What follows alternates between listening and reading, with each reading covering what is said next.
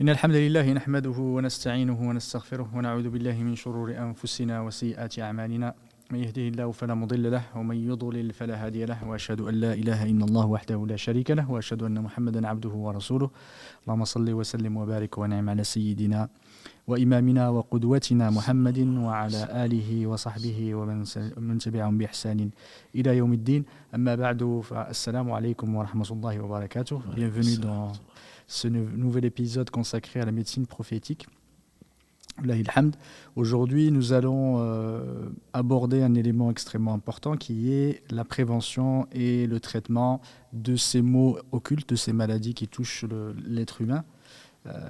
Ça fait partie du destin, effectivement. Et face au destin, il est important d'être patient, parce que c'est la moitié de la religion. Certains ulama disent l'autre moitié étant le remerciement. Alhamdulillah, l'essentiel c'est de patienter, mais de rechercher aussi les moyens effectivement pour guérir. Allah subhanahu wa ta'ala a créé des maladies, mais il a créé aussi des remèdes. Que l'idée c'est d'aujourd'hui de parler de ces traitements-là, de ces traitements à la fois préventifs et aussi curatifs vis-à-vis de ces maux, que ce soit la sorcellerie, que ce soit le mauvais œil, la possession, etc. Ces mots-là, effectivement, qui touchent beaucoup de nos sœurs et de nos frères, qu'Allah subhanahu wa ta'ala les guérisse et les facilite et fasse qu'Allah subhanahu wa ta'ala leur pardonne leurs péchés au travers de ces épreuves. Car j'ai le plaisir d'avoir Cheikh Barakallahu fi après une toute petite absence, une courte absence, il nous a particulièrement manqué. Qu'Allah subhanahu wa ta'ala le facilite et le récompense par le meilleur. Barakallahu fi, la semaine dernière, pendant ton absence, on a parlé un peu, on a introduit parler de quelques typologies, de quelques types de sorcellerie qui existaient, et aussi les origines, quelles sont effectivement les origines et procédés qui sont employés par les sorciers et les shayatins pour pouvoir toucher effectivement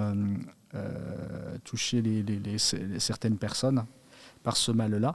Et alhamdoulilah, il est toujours important, barakallahu fik, Cheikh, si tu voulais en parler, parce qu'on avait effectivement quelques questions, comment ça se fait, etc., que ça touche la personne, alors que ça empêche par exemple le mariage ou autre, et des questions comme ça empêche le mariage, alors qu'Allah subhanahu wa ta'ala est destiné aux personnes qu'elles vont être mariées qu'effectivement un certain nombre de bienfaits. Et c'est important de savoir que ces maladies-là, ces épreuves font partie du destin aussi. Et si tu pouvais nous en parler, c'est vraiment important pour que les gens le sachent, que ce n'est pas contre la volonté d'Allah, mais c'est parce qu'Allah subhanahu wa ta'ala qui l'a décidé. C'est pour ça qu'on est touché par ces épreuves-là. بارك الله فيك سي محمد. بسم الله الرحمن الرحيم. الحمد لله رب العالمين والصلاة والسلام على خاتم الأنبياء والمرسلين وعلى آله وصحبه أجمعين أما بعد. Donc tout le plaisir à partager de vous retrouver. Alhamdulillah, ce qu'il faut savoir, c'est qu'Allah est tout puissant. Ce qu'il faut savoir, c'est qu'Allah est juste. Ce qu'il faut savoir, c'est qu'Allah est miséricordieux. Donc c'est une sagesse qui nous dépasse et il faudrait remettre toutes les choses à leur place. Allah au-dessus de tout et nous, pas en bas de l'échelle puisqu'il a honoré le fils d'Adam, mais à notre place. Allah sait et nous on ne sait pas. C'est ce qu'il dit souvent, notamment dans la sourate Al-Baqarah, verset 216, Wallahu ya'lam wa antum la ta'lamun. Allah sait et on ne savait pas. Si vraiment on savait, certainement on serait plus patient. Mais bon, Moussa n'a pas été assez patient, donc c'est pas à nous de prétendre à ça, mais tu as tout à fait raison. Il faut voir donc que la mort et la vie ont été créées, comme Allah nous l'a dit, pour nous mettre à l'épreuve. Donc une sourate inversée, verset 2 de la sourate Al-Mulk, que j'espère que nous lisons tous les soirs. Alladhi khalaqa al-mawta wal hayata liyabluwakum ayyukum ahsanu amala. Donc celui qui a créé la mort et la vie pour nous mettre à l'épreuve, pour distinguer parmi vous donc les gens qui font les bonnes œuvres. Il faut savoir que rien, absolument rien, n'arrive sans la volonté d'Allah. La hawla wa la quwwata illa billah, il n'y a pas de force, il n'y a pas de mouvement si ce n'est pas la permission d'Allah.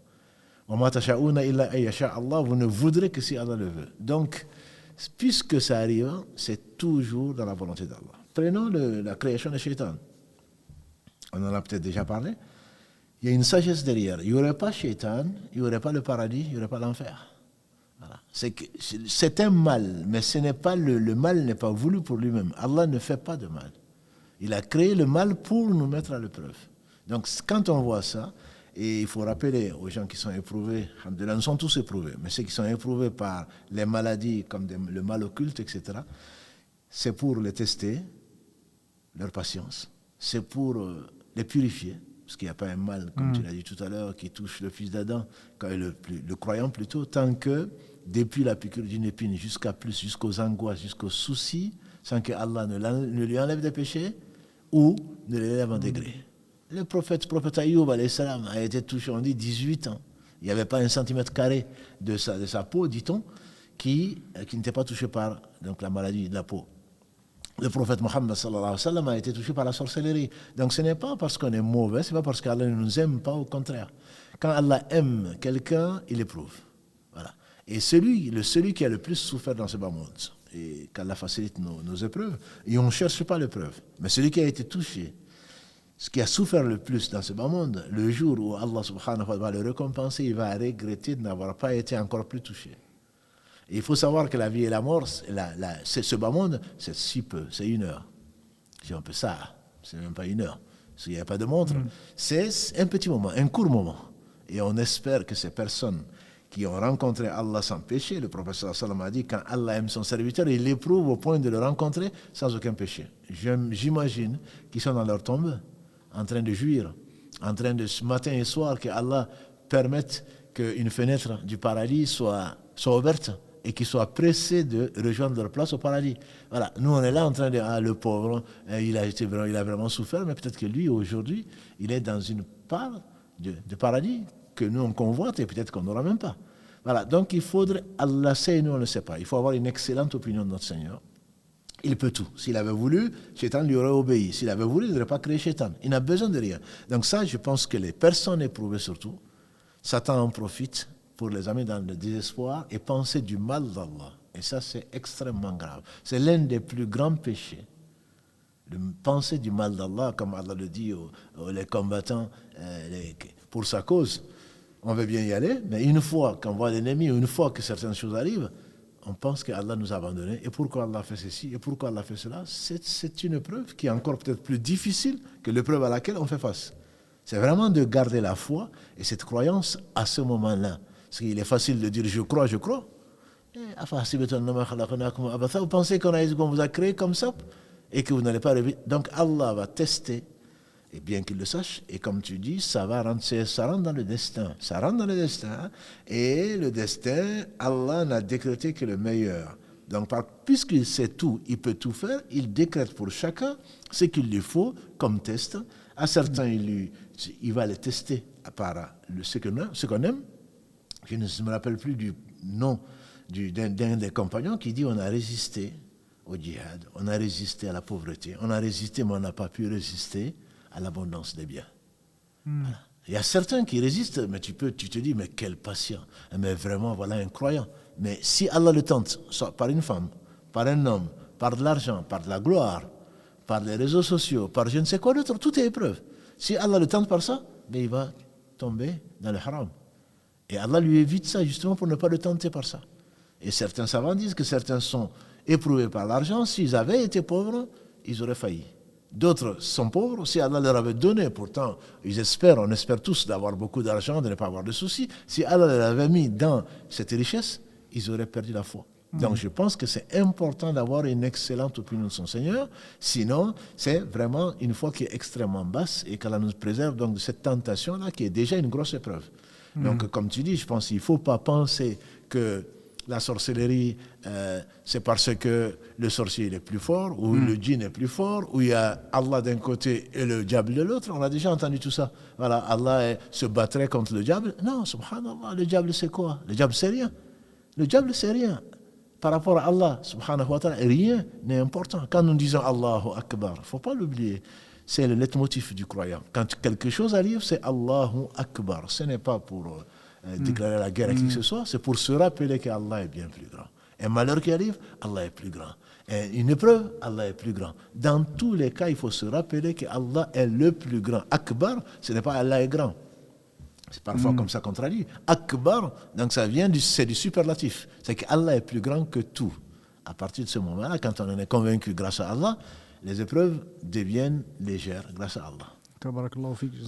Pour ce rappel, c'est important effectivement de renforcer cette foi dans le destin. Et parfois, on doute ou on n'a pas une connaissance, on va dire, suffisante en fait, du destin. Et c'est important de se se remettre en question, effectivement de l'avoir entre les yeux et de savoir que le destin c'est quelque chose, c'est Allah subhanahu wa ta'ala qui a destiné à chacun ce qu'il doit faire, ce qu'il effectivement toute sa vie, 50 000 ans avant, comme tu nous l'as si bien dit, se relate à chaque fois le hadith du prophète alayhi salatu wassalam, dans le Lawh al-Mahfouz, c'est quelque chose qui est écrite, et à chaque fois que quelqu'un fait, Allah subhanahu wa ta'ala dit que effectivement, s'il t'arrive quelque chose, il a destiné que tu aurais fait ça pour que tu sois effectivement guéri, etc. Tout ce qui n'arrive a déjà été écrit. Alhamdulillah, il n'y a pas de doute là-dessus. Et le mal, effectivement, ce qui nous arrive comme épreuve, peut être perçu comme étant un mal de notre côté, ça c'est normal, c'est pour ça que ça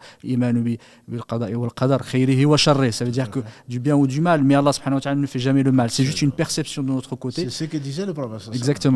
Exactement, et effectivement c'est une difficulté parce que c'est difficile, sinon ça n'aurait pas été une épreuve, c'est pour ça qu'on a alhamdulillah, sinon, et barakallahu fik, tu l'as très très bien dit, parce que c'est avec le contraire qu'on connaît la valeur de la chose. Si on n'avait pas la maladie, on ne connaîtrait pas la valeur de la santé. C'est tout à fait normal. Dans la vie, si on baignait dans la santé ou dans la richesse, elle va devenir banale et les gens ne vont pas courir derrière les richesses et retrouver effectivement cette richesse-là. En tout cas, barakallahu fik d'avoir bien précisé ces éléments. En parlant effectivement de la sorcellerie, on va parler de la sorcellerie en premier lieu. Ça peut être aussi le mauvais œil, parce que le mauvais œil, le mess, etc., tout ce qui est possession, ou le fait d'être touché par le djinn. Quels sont les éléments aujourd'hui importants, les principes importants, avant qu'on rentre vraiment dans le détail de ce qu'il faut peut-être dire comme invocation, quelques exemples d'invocations à dire.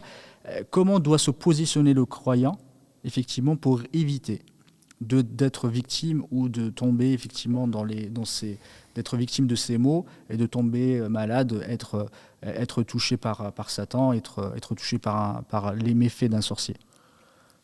Il faut savoir, comme c'est une très très bonne question, la question préliminaire, il faut savoir Allah est capable de toutes choses, Allah est tout puissant. Et donc tout autre que lui a besoin de lui. Et rien n'arrive sans sa volonté. Et donc à partir de ce moment-là, et comme tu l'as rappelé, Allah n'a pas fait descendre une maladie, quelle qu'elle soit, sans faire descendre son remède. Donc il faut faire confiance en Allah. Pour moi, la plus grande prévention, le plus grand moyen, c'est vraiment d'avoir une belle opinion de son Seigneur. Tout ce qui arrive, et je rappelle encore cette mère, qu'Allah lui fasse miséricorde, et que quelqu'un a visité, que tu connais, qui a été donc à la clinique, il dit comment ça va maman? Elle dit mais alhamdulillah, tout ce qui vient d'Allah c'est du bien. Donc si on pouvait mourir avec ça, si on pouvait vivre surtout avant de mourir avec ça, c'est que, alhamdulillah, parce que pire encore, je dirais que la sorcellerie, c'est de désespérer d'Allah. Exactement. Ça c'est encore pire. Exactement. C'est l'épreuve qui t'amène à perdre la foi, c'est ce que le prophète sallam demandait là. Ne mets pas notre épreuve dans notre religion. Parce que la pire des épreuves, c'est l'épreuve dans la religion. Ce qui t'arrive, si c'est un moyen pour toi pour te dévoiler, malheureusement, pour dévoiler ton faible, pour dévoiler ton peu de croyance, tu as tout perdu. Donc pour moi, la prévention la plus importante, le moyen le plus important, c'est de savoir que Allah est tout puissant, et s'il fait une chose, c'est que c'est la meilleure des choses qui puisse être, puisqu'il sait ce qui n'est pas, si ça avait été ce que ce serait. Donc à partir de ce moment-là, on est armé. Et en savoir, certains, je ne dis pas qu'ils aiment l'épreuve, certains anciens, qu'Allah leur fasse miséricorde, et c'est à qui envoyer les épreuves. Quand ils avaient une épreuve, je pense que tu nous as déjà relaté une de ces histoires, un de ces récits. Quand ils avaient une épreuve, ils étaient contents. On ne cherche pas l'épreuve. On ne cherche pas l'épreuve. Mais une fois qu'elle est là, on dit qu'Ibn Omar, qu'Allah l'a gré ainsi que son père, on dit qu'il avait un enfant, ou en tout cas, qui était malade. On dit qu'il était dans tous ses états. On se dit, mais celui-là, si Allah l'éprouve par la perte de cet enfant-là, on ne sait pas ce qu'il va devenir. On dit que quand l'enfant, Allah l'a rappelé, il est détendu, il était souriant. On dit, mais comment ça se fait? On s'inquiétait pour toi. Il dit, mais ça c'était avant. Parce que je suis compatissant, parce que le prophète est compatissant, parce que Allah est compatissant. J'avais du mal pour cet enfant. Mais maintenant qu'Allah l'a rappelé, qu'est-ce que je peux dire si ce n'est remercier Allah? Voilà. Donc, il faut savoir que Allah ne fait que le meilleur et que c'est une chance que Allah nous donne, avant de le rejoindre, de manifester notre croyance et de renforcer notre croyance, sachant que tout ce qui arrive, tu l'as dit tout à l'heure, quand il n'y a pas de cette maladie, tu vas peut-être te prendre pour ce que tu n'es pas. Quand tu n'as pas ce souci, tu vas peut-être te prendre pour ce que tu n'es pas. Voir les autres, tu les plains peut-être. Ah ouais. Quelque part, ton Satan, il te dit, ouais, mais ils l'ont peut-être bien mérité. C'est que pas moi, quoi, quelque part, pas moi. Ils l'ont bien mérité, mais peut-être qu'il n'a pas, peut-être qu'il est plein de péchés. Moi, ça m'arrive pas, donc peut-être. Non, ça, tu peux les plaindre, tu peux compatir. Mais quand ça t'arrive, hein, à ce moment-là, tu te rends vraiment compte que Allah a été si généreux avec toi. Comme le dit Allah subhanahu wa ta'ala, en substance, dans la sourate 16, verset 61, et dans la sourate, dans la sourate 16, oui, verset 61, et dans la sourate 35, Fatir, verset 45, si Allah s'en prenait aux gens pour leur faute ou pour leur zulm, pour leur injustice, il n'aurait pas laissé sur la terre un seul être vivant. Et donc ne pense pas que ce qui arrive aux autres, c'est parce qu'ils l'ont mérité, pas toi. Toi, tu es bien. Donc ça te remet à ta place. Et tu dois apprécier tout le temps qu'Allah t'a évité d'être dans une position de souci, de faiblesse, de ceci et cela. Et si Allah te met dans une position de faiblesse, on a vu aujourd'hui dans la Salat Tawbah, les derniers versets, Allah parle aux hypocrites, mais c'est aussi vrai pour tout un chacun, ils sont éprouvés 1 ou 2 fois par an et ils ne reviennent pas vers Allah. Et donc, l'épreuve a ça de beau, bien sûr, on demande à Allah d'alléger nos épreuves, mais l'épreuve a ça de beau que ça te ramène vers Allah. Donc tu as gagné. Tout ce qui t'éloigne d'Allah n'est pas du bien pour toi. Donc si une épreuve t'amène, je viens de discuter avec un homme, qu'Allah lui facilite, je viens de discuter avec un homme qui est venu d'Afrique, pour ne pas dire du Sénégal, et qui dit, qui a 70 ans peut-être maintenant, qui dit, je remercie Allah d'avoir été éprouvé par un cancer et qui m'a amené ici. J'ai appris en quelques années ce que je n'avais jamais appris pendant des décennies au Sénégal. J'ai dit c'est pareil pour moi. Donc il a rencontré des gens, il a appris des choses à la mosquée et ailleurs. Il s'est dit, mais heureusement que je ne suis pas mort avant. Mais c'est au travers de quoi? De l'épreuve de son cancer qu'il a amené pour des soins ici. Donc quand une épreuve te rapproche d'Allah, wallahi, tu as gagné. Tu as gagné. Et donc, quand une épreuve t'éloigne d'Allah, tu as tout perdu. Donc, il faut déjà, le principe général, c'est de savoir que si Allah le fait, c'est que c'est du bien. Deuxièmement, si ça te rapproche d'Allah. Et ensuite, prendre les moyens, Inch'Allah, qu'on verra, de pouvoir se protéger grâce à Allah, les moyens qu'Allah a révélés, donc soit dans son livre, soit par la bouche de son prophète sallam, la médecine prophétique qui fait l'objet donc de notre débat de ce soir, pour se rapprocher d'Allah, puisque, tu l'as souvent rappelé, il n'y a pas de maladie sans remède, comme nous l'a enseigné le prophète sallam. Mais le destin, il ne peut être, quand on dit qu'il soit bon ou mauvais, Allah ne fait pas le mal, comme tu l'as rappelé, mais que l'on aime ou qu'on n'aime pas. Voilà. À partir de ce moment-là, l'épreuve ne peut être qu'une bonne chose pour celui qui connaît le sens des épreuves et qui en profite pour revenir vers Allah repentant. Ça, je pense vraiment, il ne faut pas l'oublier. Ce n'est pas seulement, bon, Allah m'éprouve ma sincérité, etc. Mais pourquoi? Et ça, je pense que c'est important. Pourquoi Allah m'a envoyé cette épreuve-là? C'est certain que c'est pour que tu te souviennes de lui, parce que peut-être, certains savants ils disent que l'épreuve, c'est ce fouet. C'est ce fouet que Allah utilise pour amener son serviteur qui s'égare. Et je trouve ça très beau. C'est qu'un animal qui va, il est en train de brouter, si on pense à une brebis ou autre, si le berger ne l'amène pas, il va continuer, il va se perdre. Donc c'est une piqûre de rappel pour que tu saches que tu es faible, que tu as ton Seigneur et qui te veut du bien, etc., etc. Donc il faut voir l'épreuve comme ça. C'est plus facile à dire qu'à faire, j'en conviens. Mais je pense qu'il faut vraiment être optimiste, parce que si l'épreuve touche à notre foi, alors elle a touché à tout. Effectivement, tu as parlé de la première chose étant la croyance, croire en Allah subhanahu wa ta'ala, que c'est un destin et c'est une épreuve. Le fait de compter sur Allah subhanahu wa ta'ala dans la manière de traiter ou de prévenir ou de traiter de façon générale, est-ce que tu peux en parler, parce que c'est très très important, le fait de se dire que c'est lui qui guérit, c'est Allah subhanahu wa ta'ala, et de tout le temps garder sa confiance et de toujours compter sur Allah subhanahu wa ta'ala de tout ce qu'on fait de façon générale, et particulièrement pour la prévention, parce que c'est Allah qui protège et c'est Allah qui guérit. Du coup, est-ce que tu pouvais nous en parler? Parce que parfois, les gens ils se disent ah, mais en faisant ça, je vais guérir, ou je vais faire effectivement, je vais prendre ce médicament, je vais guérir directement. Alors qu'ils ne pensent pas. Surtout, ils ne pensent pas que c'est juste un moyen. C'est Allah subhanahu wa ta'ala qui guérit in fine. Absolument. C'est peut-être, sans rentrer dans les détails, l'une des invocations que nous a enseigné le prophète sallam quand il y avait un malade, il mettait la main sur sa tête, il dit Allahumma rabban nas, idhab al-bath, anta shafi, la shifa'u illa shifa'uk, shifa'u la yughadiru. Oh Allah, tu es le Seigneur des gens. Le Seigneur des gens, c'est le Seigneur de tout. Mais c'est le Seigneur des gens. C'est toi qui guéris. Pas de guérison sans la tienne. Guéris-le sans laisser de traces. Donc, c'est effectivement, quand une chose arrive, il faut savoir, on revient, la hawla wa la quwwata illa billah. Le guérisseur, c'est Allah. Il n'y a pas de bon raqi, il n'y en a pas de mauvais. Exactement. Et la sunna, ce n'est pas d'aller chercher, on le verra, Inch'Allah, n'importe quel charlatan à 50 € ou à combien. C'est avant tout une foi qui va t'amener à compter sur Allah. Allah guérit il n'a pas besoin de moyens. Il est la première cause. Il est la première cause, il faut compter sur lui. Et aucun mal ne peut lui résister. Aucun bien n'arrive sans sa volonté. À partir de ce moment-là, on est déjà guéri, quelque part. Pour moi, on est guéri parce que la maladie peut attaquer des organes, ne peut pas attaquer ton cœur, entre guillemets, ta croyance. Et ni ton moral ne va pas parce qu'on t'a annoncé, comme le dit Ibn Qayyim, quand il fasse miséricorde, il dit que mettre sa confiance en Allah, c'est que tu sois dans le même état quand tu vois la cause seconde arriver, ou quand tu vois la perte de la cause seconde, ou la cause seconde partir, que tu restes dans le même état. La cause seconde arrive, heureusement qu'il est là. Le médecin, il est là. Oui. Voilà, il y a le médicament. Donc, tu crois qu'avec ces médicaments-là, tu vas guérir. Non, c'est un traitement. Il se peut même que ça aggrave la maladie. Oui. Ça, le médecin le savent, la réalité, l'expérience le prouve. Ce n'est pas un médicament ça peut être un médicament pour ça, parce qu'Allah l'a permis. Ça peut être même un poison, entre guillemets, ça peut ne pas marcher. Il n'y a aucun traitement qui est efficace à 100%. Ça, les médecins le savent, tout le monde le sait. Et quand tu vois la chose partir, le médecin, il est décédé. Il n'est pas disponible. Donc, entre ça, comment je vais faire moi? S'il ne me consulte pas, je vais mourir.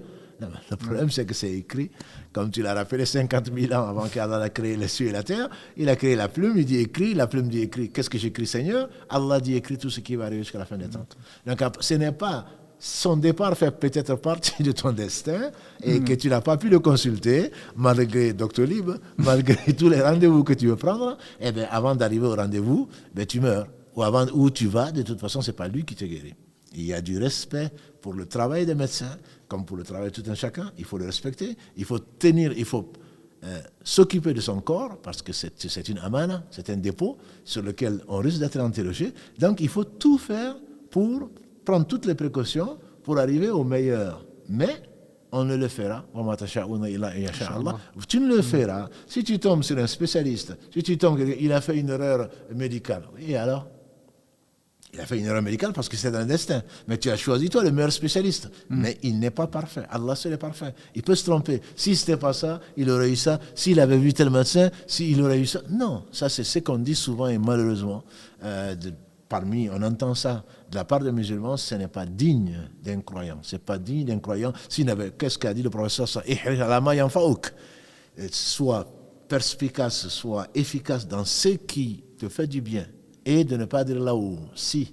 Quand le Shaitan, il rentre, parce que c'est ce qu'il a dit d'ailleurs, ça ouvre la porte à Shaitan. Et si machin, moi je te dirais, si tu n'étais pas né, on n'aurait pas eu de philosophe. Et si machin, premièrement, c'est un mensonge. Parce qu'Allah seul sait. S'il n'y avait pas eu ceci, c'est que ce serait. Allah, il l'affirme. Même si on les ramenait, ils n'auraient pas été croyants. Mais toi, tu ne peux pas savoir s'il n'y avait pas eu ceci. Donc on spécule pour rien et de toute façon, ça ne changera rien. Allah a décrété une chose, ça va arriver. Compte sur lui. Encore une fois, je dis, ce n'est pas un manque de respect pour les gens qui sont éprouvés par ceux qui n'aiment pas. Je suis sûr que c'est plus facile à dire qu'à faire, mais je ne vois pas d'autre issue ni d'autre solution. Ça me rappelle l'histoire d'un... C'était pas un raqi, quelqu'un était venu effectivement voir c'est pas un savant, mais quelqu'un qui a l'habitude de soigner. Il était venu voir, il avait un fils qui était malade, qui du jour au lendemain est devenu fou. Effectivement, il était atteint de sorcellerie. Et il a dit il a fait tout le tour des raqis. Effectivement, il est venu le voir. Et là, alhamdoulilah, par inspiration, il lui a dit ce que tu fais. Il a dit... Moi, de toute façon, je n'ai pas le temps de le faire, Mais réveille-toi le matin, le dernier tiers de la nuit, juste avant le fajr. Il lui a dit, tu fais l'invocation, tu demandes à Allah subhanahu wa ta'ala, tu lui dis, je te confie mon problème. Il lui a dit, fais ça. Il a dit, fais-le de façon sincère. Il est parti. Il a pas, effectivement, il est parti et il est venu 2 ou 3 jours après. Il est revenu le voir avec son fils et le fils est devenu mieux qu'avant. Juste ça, il lui a dit, tu te réveilles le matin, tu fais ça, alhamdoulilah, l'autre, il est arrivé, il l'a fait de façon sincère, Allah subhanahu wa ta'ala a facilité, pas de ruqya, il a pas, effectivement, alhamdoulilah, c'est bien de lire le Coran, il a fait que cette invocation, il a confié son problème à Allah. Ça fait partie de la ruqya. Exact, ça fait partie de la ruqya, jazakallahu khairan, le dua, effectivement, fait partie de la ruqya. Je pense que, alhamdoulilah, c'est peut-être le moyen, pas le plus efficace, l'un des moyens les plus efficaces qu'Allah nous a donné, et c'est une des chances que les gens qui sont éprouvés, et je n'aimerais pas être à leur place, qu'ils ont, parce que quand tu désespères de tout sauf d'Allah, c'est le moment où Allah répond à ton invocation. Exactement. Et donc ça, c'est ma mère, qu'Allah lui fasse miséricorde, qui disait, quand il t'arrive une chose, tu dis comment je vais faire ça, Allah il te dit, tu veux t'en occuper, mais vas-y. Oui. Et quand tu dis, oh Allah, il m'arrive telle chose, il te dit, tu as bien fait de m'invoquer, je vais m'en occuper. Ce sont des paroles anciennes, ce n'est pas des versets, mais je trouve que c'est tellement beau, la foi de la vieille femme. C'est tellement beau, la foi de la vieille femme, c'est celle que tu connais certainement. On dit que l'imam al-Ghazali, qu'Allah fasse miséricorde, pour égayer un peu notre dialogue, on dit qu'il est passé à Damas, à côté de la mosquée des Omeyyades, la grande mosquée, à Damas, et puis les rues étaient bondées. Et on ne pouvait pas passer. La vieille dame qui s'étonne, mais qu'est-ce qu'il y a? On dit, mais tu ne sais pas, aujourd'hui, il y a la conférence de l'imam al-Ghazali. Il dit, al-Ghazali. On dit, mais tu ne connais pas al-Ghazali? Il dit, non, je ne connais pas. Il dit, mais c'est Hujjatul Islam, c'est la preuve de l'islam, c'est le plus grand savant de l'époque. Elle dit, ah oui, d'accord. Et qu'est-ce qu'il va dire? On dit, il va faire une conférence sur la preuve de l'existence de Dieu. La vieille femme aurait dit, il est encore à ce stade. Il est encore à ce stade. Il va se prouver que Dieu existe. Et autant de monde. Et quand on dit que quand on a raconté ça à l'imam al-Ghazali, qu'Allah fasse miséricorde, il a dit, oh Allah, donne-moi la foi de la vieille dame. Et elle ne se posait même pas ces questions-là. Voilà. Allah existe, c'est une question qu'on pose, ça. Et lui, c'est un cheikh, c'est le... Non.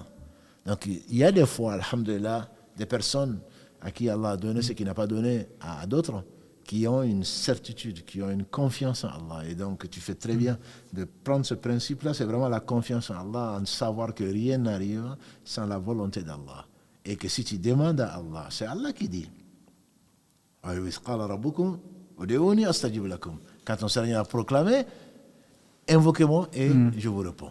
C'est sûr que le dernier tiers de la nuit, quand il descend comme ici à Sa Majesté, ça fait partie des choses de prévention. Quand il descend comme ici à Sa Majesté, il demande, alors qu'il n'a pas de besoin. Il demande, est-ce qu'il y a un serviteur qui me demande, je lui réponds. Est-ce qu'il y a quelqu'un qui me donne une protection, je lui accorde. Et nous, on est en train de dormir.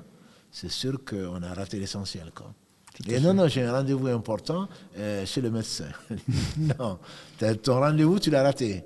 Alors, tu vas voir le médecin, mais tu as raté de demander à celui qui guérit. Tout à fait. Barakallahu fik. Autre aspect, je pense que c'est vraiment important de l'avoir en tête comme principe, c'est la piété, c'est la taqwa. Je pense qu'alhamdoulilah, elle fait partie effectivement de la croyance. La croyance, c'est partie de la piété.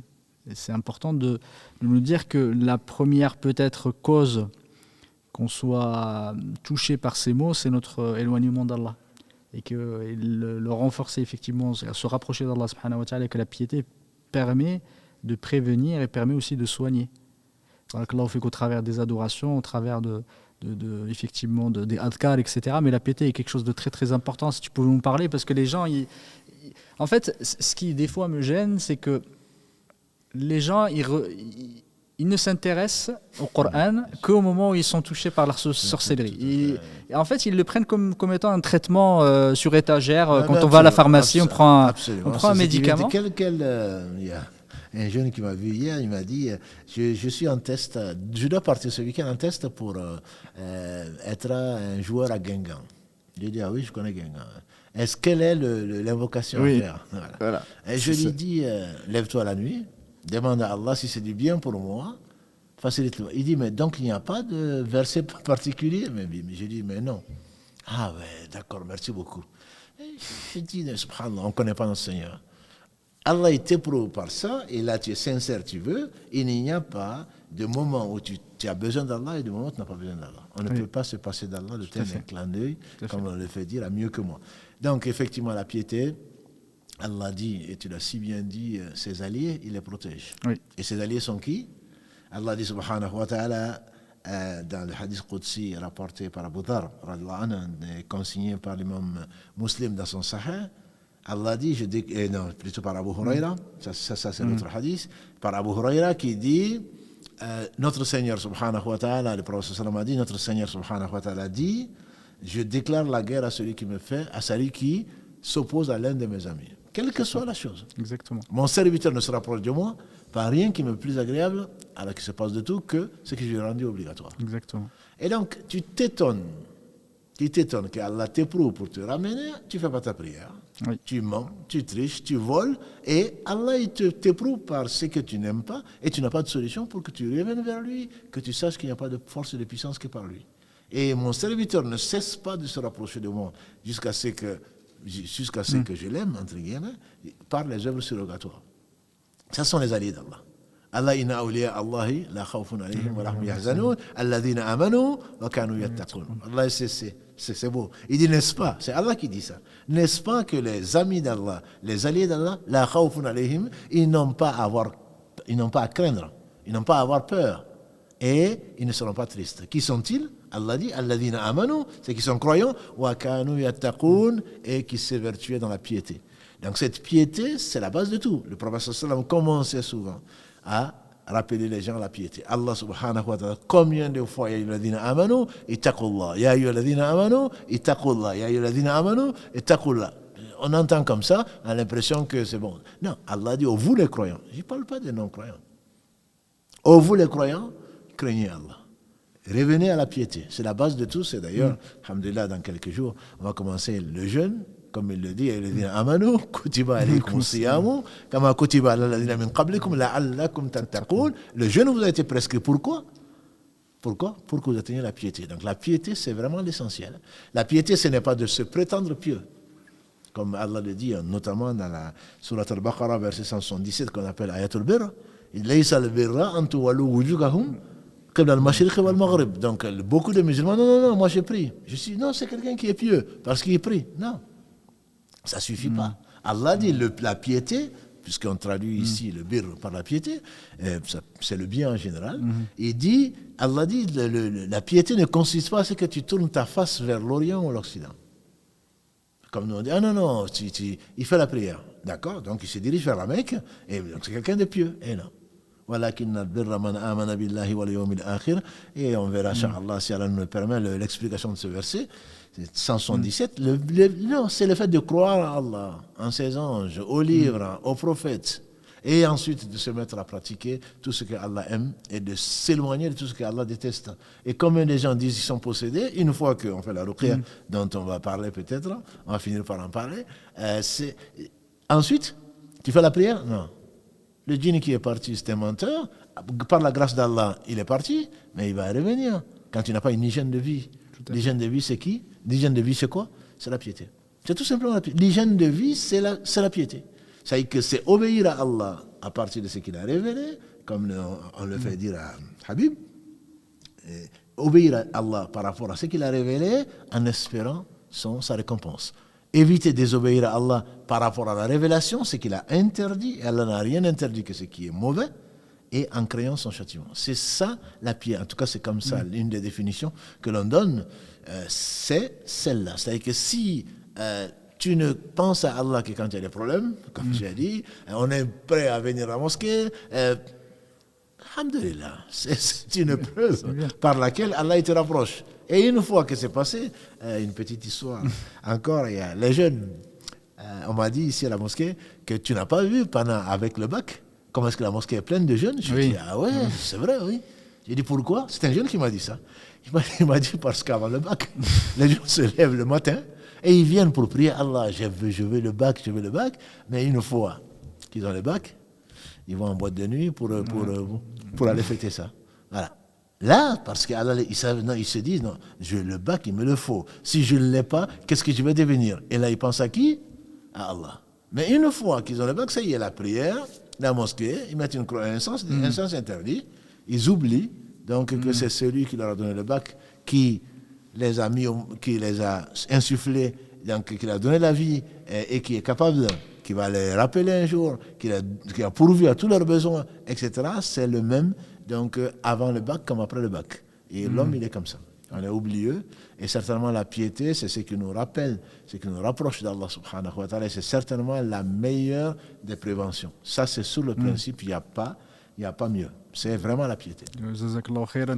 Et alhamdoulilah, on va effectivement arriver à l'Ruqya parce qu'il est 21h37. On va commencer effectivement par la prévention. Quels sont les éléments importants à connaître, en tout cas les adhkar, quelles sont les actions, les adorations qui sont importantes à faire, au-delà effectivement de la piété, parce que là, la piété est très importante, le fait d'être à cheval et d'être rigoureux, régulier dans sa pratique. Quelles sont les choses effectivement sur lesquelles il faut faire très attention de façon quotidienne pour éviter d'être touché par ces mots occultes? Cheikh Barakallahu Fik. Allah yarfik. C'est que bon, comme je l'ai dit au début, il ne faut pas se dire j'ai été touché et donc c'est par manque de piété. Le prophète sallam a été touché, Allah a voulu, entre autres pour révéler ce qu'il a révélé, pour montrer que c'est un homme, etc. Il y a beaucoup de sagesse derrière. Mais en général, ce qu'Allah nous a donné nous suffit certainement. Et en général, donc c'est parce que Allah a voulu nous laisser, ne serait-ce que le Coran, ne serait-ce que par le Coran, Allah a mis en guérison toutes choses. Mais c'est comme tu l'as dit, c'est un traitement préventif aussi. Il y a un traitement préventif, et même si peut-être il est aussi curatif. Donc il faudrait, avant toute chose, connaître sa religion et apprendre les adhkar, les rappels. Et aujourd'hui, on ne va pas faire la liste, il y en a énormément par lesquels Allah nous protège. Allah nous protège en particulier, si je pense, la première des choses que nous a conseillé le prophète sallallahu alayhi wa sallam, l'une des choses plutôt que le Cheikh Bali met en premier, c'est, pour ceux qui sont en Médine ou qui sont dans un pays où il y a des palmiers, c'est de manger par exemple cette date, comme il a dit le prophète sallam, d'une catégorie. Ajwa.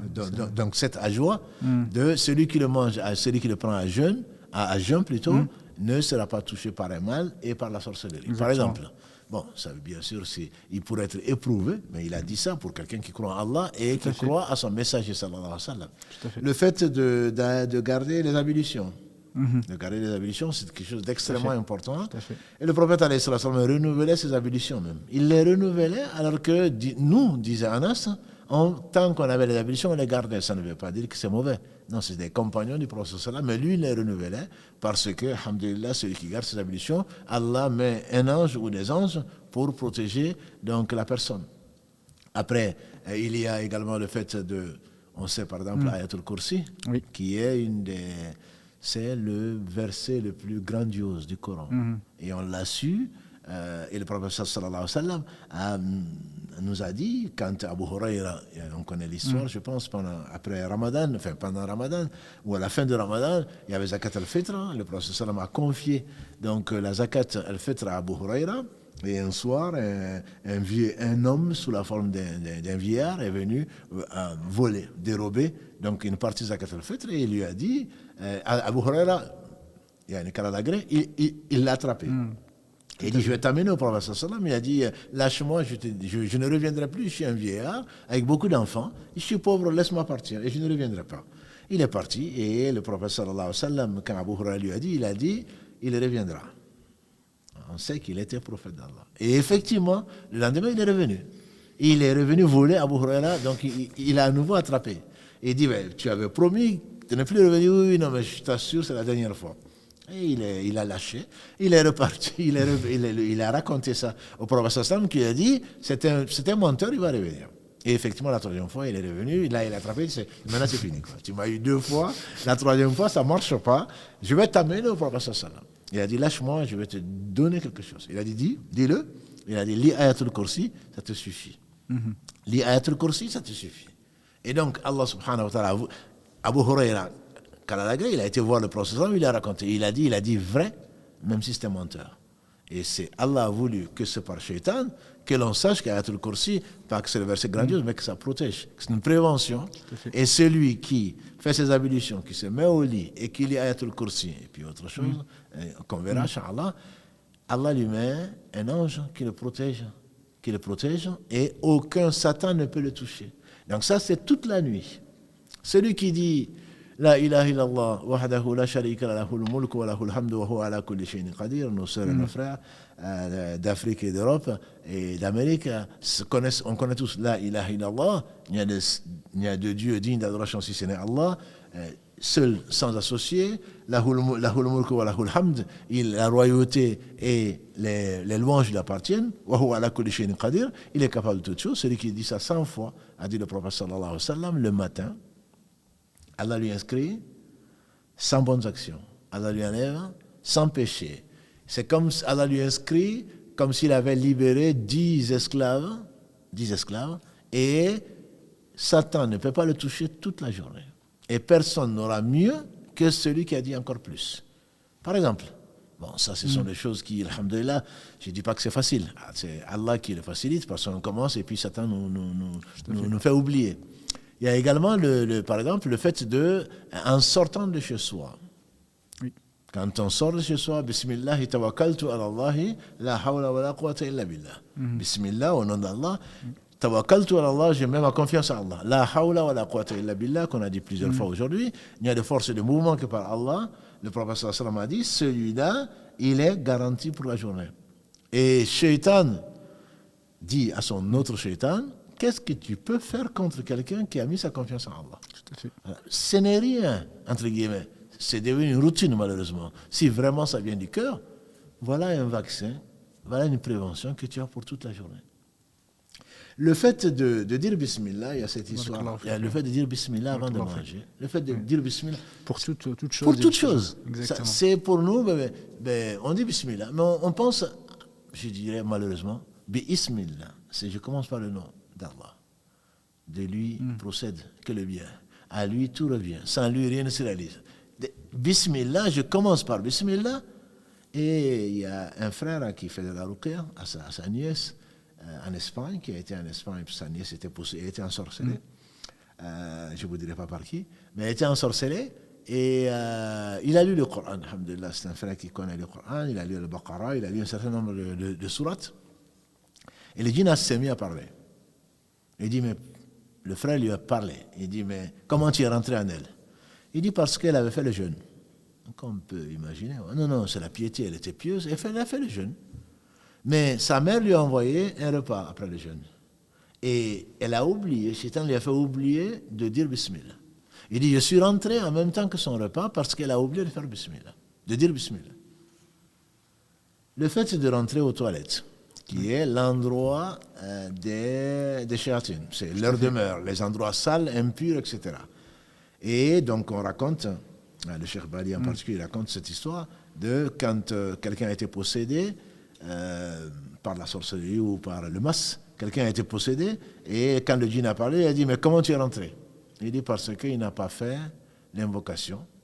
Allahumma inna a'udhu bika min al-khubuthi wal khaba'ith. Oh Allah, je te demande protection contre les démons mâles et femelles.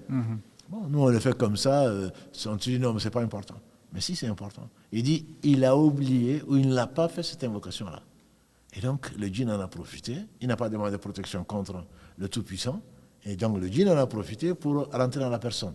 Donc, il y en a bien d'autres, des expressions, comme le prophète sallallahu alayhi wa sallam nous dit, celui qui, après le soir venu, ou le matin venu, qui dit A'udhu bi kalimatillahi tamma min sharri ma khalaq. Je demande protection au travers des noms, des mots parfaits d'Allah subhanahu wa ta'ala contre ce qu'il a créé. Rien ne peut lui toucher du ciel ou de la terre. Mais j'ai dit encore à condition que l'on sache ce qu'on est en train de dire, qu'on y croit. Donc, bon, il y a bien d'autres expressions, si tu veux, il y en a bien d'autres. Alhamdulillah, il y en a beaucoup. L'essentiel, c'est cette foi-là. Même si on ne les connaît pas par cœur, l'essentiel, c'est de toujours se rappeler d'Allah subhanahu wa ta'ala, d'évoquer Allah subhanahu wa ta'ala. Si on connaît que Bismillah, ben on dit Bismillah. L'important c'est qu'on confie son sort à Allah subhanahu wa ta'ala, on compte sur Allah subhanahu wa ta'ala, c'est ça qui est plus important je pense. Alhamdulillah, le fait c'est encore mieux effectivement d'apprendre ces adhkar, etc. Certains qui ne sont pas arabophones, c'est difficile pour eux d'apprendre.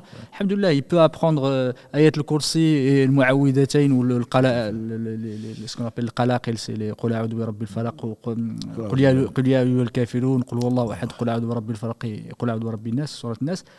Quelques effectivement versets qu'il dit très fréquemment, alhamdoulilah, c'est mieux que rien, c'est mieux que de ne rien faire. C'est pas que mieux que rien seulement, c'est encore le mieux. Le mieux, exactement. Parce qu'on dit que c'est pendant quand le prophète sallallahu alayhi wa sallam a été ensorcelé par l'abid, peut-être qu'on reviendra pour le traitement, et on dit que c'est à cette occasion que Allah a révélé les deux dernières sourates. Donc c'est une chance pour nous, c'est une guérison, et le prophète alayhi sallam lui-même, il nous a conseillé après chaque prière de lire les trois dernières au moins sourates. Quand il se mettait lui-même au lit, il se faisait la ruqya. C'était préventif, il n'était pas ensorcelé. Alayhi sallam, il rassemblait ses deux mains, il crachotait dessus. Il disait Qul Allahu ahad, Qul a'udhu bi falaq, Qul a'udhu bi rabbin nas. Il se le passait sur le visage, sur la tête et sur toutes les parties du corps. Donc ses mains pouvaient toucher. Donc ça, c'est la prévention. Et Qul a'udhu bi rabbil falaq, j'ai lu une chose qui m'a vraiment étonné. Le prophète sallallahu alayhi wa sallam, le hadith il est authentique, il dit Qul a'udhu bi rabbil falaq, je cherche protection auprès du Seigneur de la fente, si on peut l'appeler comme ça, ou le Seigneur de l'aube, du falaq. C'est la sourate ou les versets que Allah aime le plus. C'est les versets les plus éloquents du Coran. Donc, nous connaissons tous plus ou moins, en tout cas on commence par la Fatiha, par Qul huwallahu ahad, Qul a'udhu bi rabbil falaq, Qul a'udhu bi rabbin nas que tu as nommé. Et moi je dirais la Fatiha que nous lisons 17 fois par jour, je me pose la question, honnêtement, il y a bien entendu le rappel, c'est tout le Coran, c'est le résumé de tout le Coran, mais je me demande si vraiment ce n'est peut-être pas la meilleure ruqya. Voilà. L'un de ces noms, c'est la ruqya. En fait, le fait de lire ne serait-ce que la Fatiha 17 fois par jour, il se peut que ça suffise pour qu'Allah subhanahu wa ta'ala nous protège en prévention et également en guérison. Jazakallahu khairan d'avoir effectivement fait ces rappels-là. Tu as parlé effectivement, il y a des choses à éviter, alhamdoulilah, pendant effectivement de ne pas manger sans avoir dit Bismillah, effectivement, c'est important de le faire, ne pas laisser la nourriture pendant la nuit sans les couvrir. Même avec ce qui est étonnant, il faudrait le dire à nos sœurs et à nos frères, même ne serait qu'avec un bâton. Exactement. Donc ce n'est pas là, se protéger contre la poussière. Oui, on est là en train de bien nettoyer. Non, c'est protéger par la foi en Dieu. Je mets ça pour couvrir le plat. Et pourtant, c'est juste un bâton. Moi, quand je voyais nos mères en train de le faire, je me disais, c'est quoi ça? C'est un récipient, une calebasse, ou je ne sais, une marmite. Juste mettre quelque chose dessus. Je me dis, bon, ça, voilà encore des khurafat, des choses auxquelles les gens croient. Eh bien non, j'ai lu le hadith, effectivement. Ne serait-ce que couvrir, ne serait-ce qu'en mettant quelque chose dessus. Parce qu'il y a un bala qui descend, la nuit, on ne sait pas quand. Et donc, il y a un malheur qui descend et qui touche tous les récipients qui ne sont pas couverts. Et donc, alhamdoulilah, c'est celui qui nous en a parlé, c'est Allah qui lui a enseigné. Il ne parlait pas de lui-même. Ce n'est pas pour nous embêter que de mettre quelque chose au-dessus.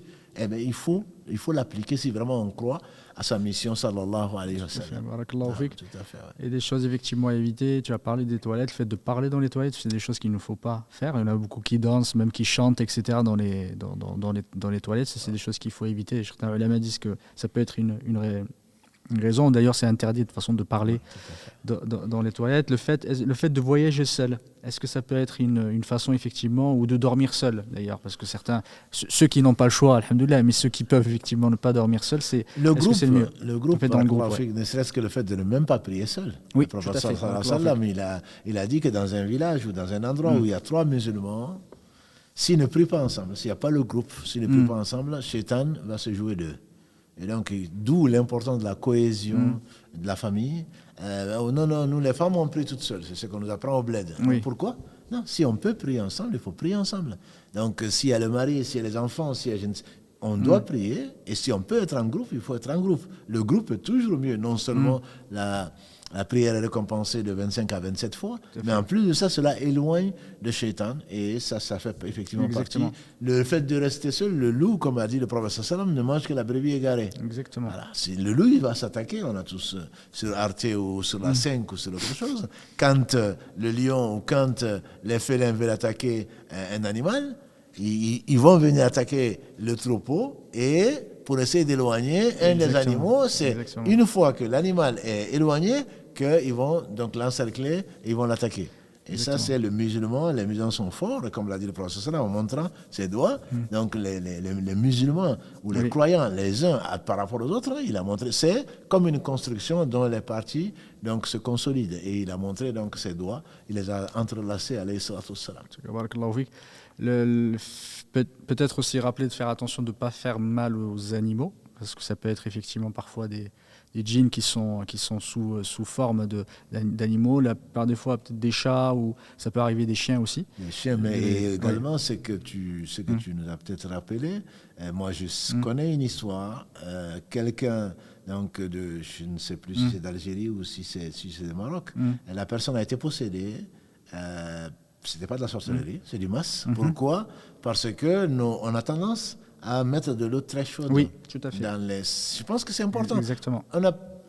Moi, je voyais nos mères en train de tiédir l'eau avant de la verser. Je ne comprenais pas. Mais en réalité, tout ça, c'est dans l'islam. C'est de la prévention. On dit pourquoi? Parce que ceux qui l'ont possédé, quand ils ont parlé, les djinns, ils ont dit parce que tu as tué notre famille en mettant de l'eau chaude dans les tuyauteries. Exactement. Tous les points d'eau sont des endroits fréquentés. Et on remercie Allah, subhanahu wa ta'ala, de ne pas nous montrer les djinns, parce qu'on n'irait ni à la mer, ni au bord du lac, ni nulle part, parce qu'ils sont partout. Ils vivent en parallèle. Allah, par miséricorde, nous a évité de les voir. Donc, dans la tuyauterie, quand tu verses, tu as fini de faire tes pâtes, ou tu as fini de faire je ne sais quoi d'autre, cette eau qui est bouillante, quand tu le verses, tu as peut-être tuer leurs enfants. C'est ce que le djinn ou la djinn disait, tu as tué toute ma famille en les brûlant avec de l'eau bouillante. Et donc, nous, on va se venger. Et il y a un jeune homme, puisque tu parles d'animaux, un jeune homme qui est venu un jour trouver sa fiancée, il était jaloux, trouver sa fiancée à la porte. Il dit, qu'est-ce qui t'arrive? Il dit qu'il y a un serpent sur le lit. Alors, fort comme il était, il a oublié Dieu, il a pris sa lance, il a transpercé le serpent. Et il est tombé mort.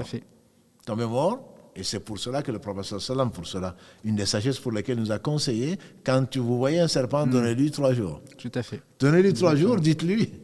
Nous, on aurait certainement fui. Mais dites-lui, le prophète sallam nous a dit de te mettre en garde. Si tu es un vrai serpent, tout à fait, alors pars. Parce que dans 3 jours, si je te trouve là, je vais te tuer. Bon, il faut vraiment être. Il y avait des gens courageux. Et donc, si le serpent est parti, c'est que c'était un djinn.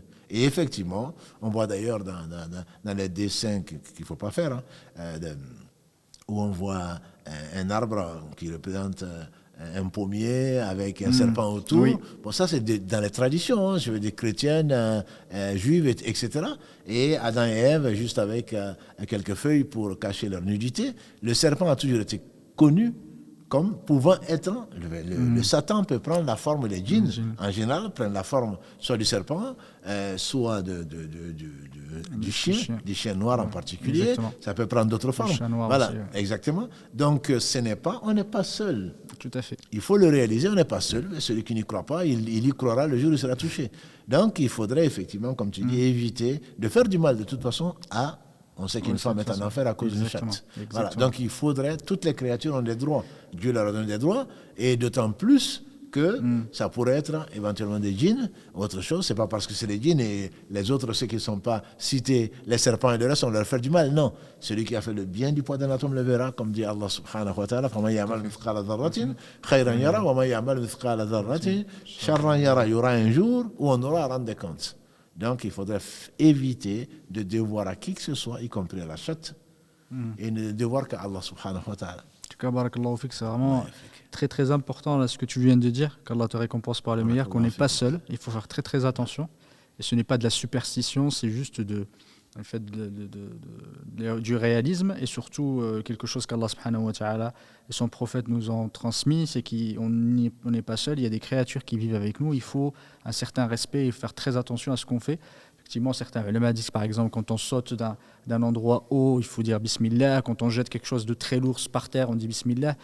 Comme tu as parlé tout à l'heure de l'eau chaude, de l'eau bouillante, des fois même quand la verser par terre, il faut dire Bismillah. Par prévention, effectivement, de le faire. Et Barakallahu fik, juste, il a été rapporté du prophète sallam que quand on se déshabille, on dit Bismillah. Tout à fait. Barakallahu fik. Quand on oublie qu'on n'est pas seul, on se déshabille, en fait, on est nu. Ah non, je suis seul. Non, tu n'es pas seul. Tout à fait. Tu n'es pas seul. Tu es avec des djinns que tu ne vois pas. Et donc, tu exposes ta nudité à des djinns. Mais quand tu dis Bismillah, il a été prouvé que Allah te voile. Donc, il ne te voit pas. Et le mauvais œil, on en parlera probablement, Inch'Allah, peut-être la prochaine fois. Mais même les djinns peuvent apporter le mauvais œil. Oui, voilà. Le fait de t'admirer, le fait de te voir nu, le fait de je ne sais quoi d'autre, tu es là devant ton miroir tout le temps, en oubliant Allah, il se peut que ça t'attire des ennuis. Et sans que tu le saches. En tout cas, c'est notre croyance. Ceux qui n'y croient pas, ils n'y croient pas. Mais nous, on y croit et nous sommes sûrs que c'est la vérité. Donc, barakallahu fik d'avoir prévu je dirais, cette partie sur la prévention parce qu'on n'est pas seul. Exactement. C'est important de faire la ruqya pour ses enfants aussi, faire très très attention parce qu'il y a le mauvais œil, il y a une invocation qui est très connue, par laquelle effectivement on se protège, mais aussi on peut protéger ses enfants. C'est et c'est vraiment très important à nos enfants à chaque fois, effectivement, leur faire cette ruqya avant de sortir, parce que, comme tu as dit, le mauvais œil, c'est une vérité, c'est une vérité, c'est prouvé, ça arrive effectivement, et des gens, sans le faire exprès, comme tu nous as expliqué la dernière fois, c'est quelque chose des fois qui n'est pas voulu. C'est pas forcément des gens qui nous envient. C'est des gens effectivement qui ont cette force-là dans le regard et qui transmettent un mal et qui peuvent vous faire mal à vos enfants, vous faire mal vous-même sans le vouloir. Le Cheikh Bali, qu'est-ce qu'il disait? Il disait qu'on peut avoir le mauvais œil même contre soi-même. Exactement. Il ne manquerait plus que ça. Exactement. Voilà. Exactement. C'est qu'on est... Tellement... Il y a une série ujub. On est émerveillé par ça. Fait. Ah, mais je suis pas mal quand même. Oui. Eh bien, si, tu vas être mal. Tu vas être mal parce que tu n'as pas dit Allahumma barik. Voilà, tu n'as pas prévenu ça et tu te prends pour ce que tu n'es pas. Donc, tu t'émerveilles par la beauté de ton enfant. Et c'est pour cela, masha'Allah, les sœurs et les frères, souvent, Allahumma barik, Allahumma barik, Allahumma barik.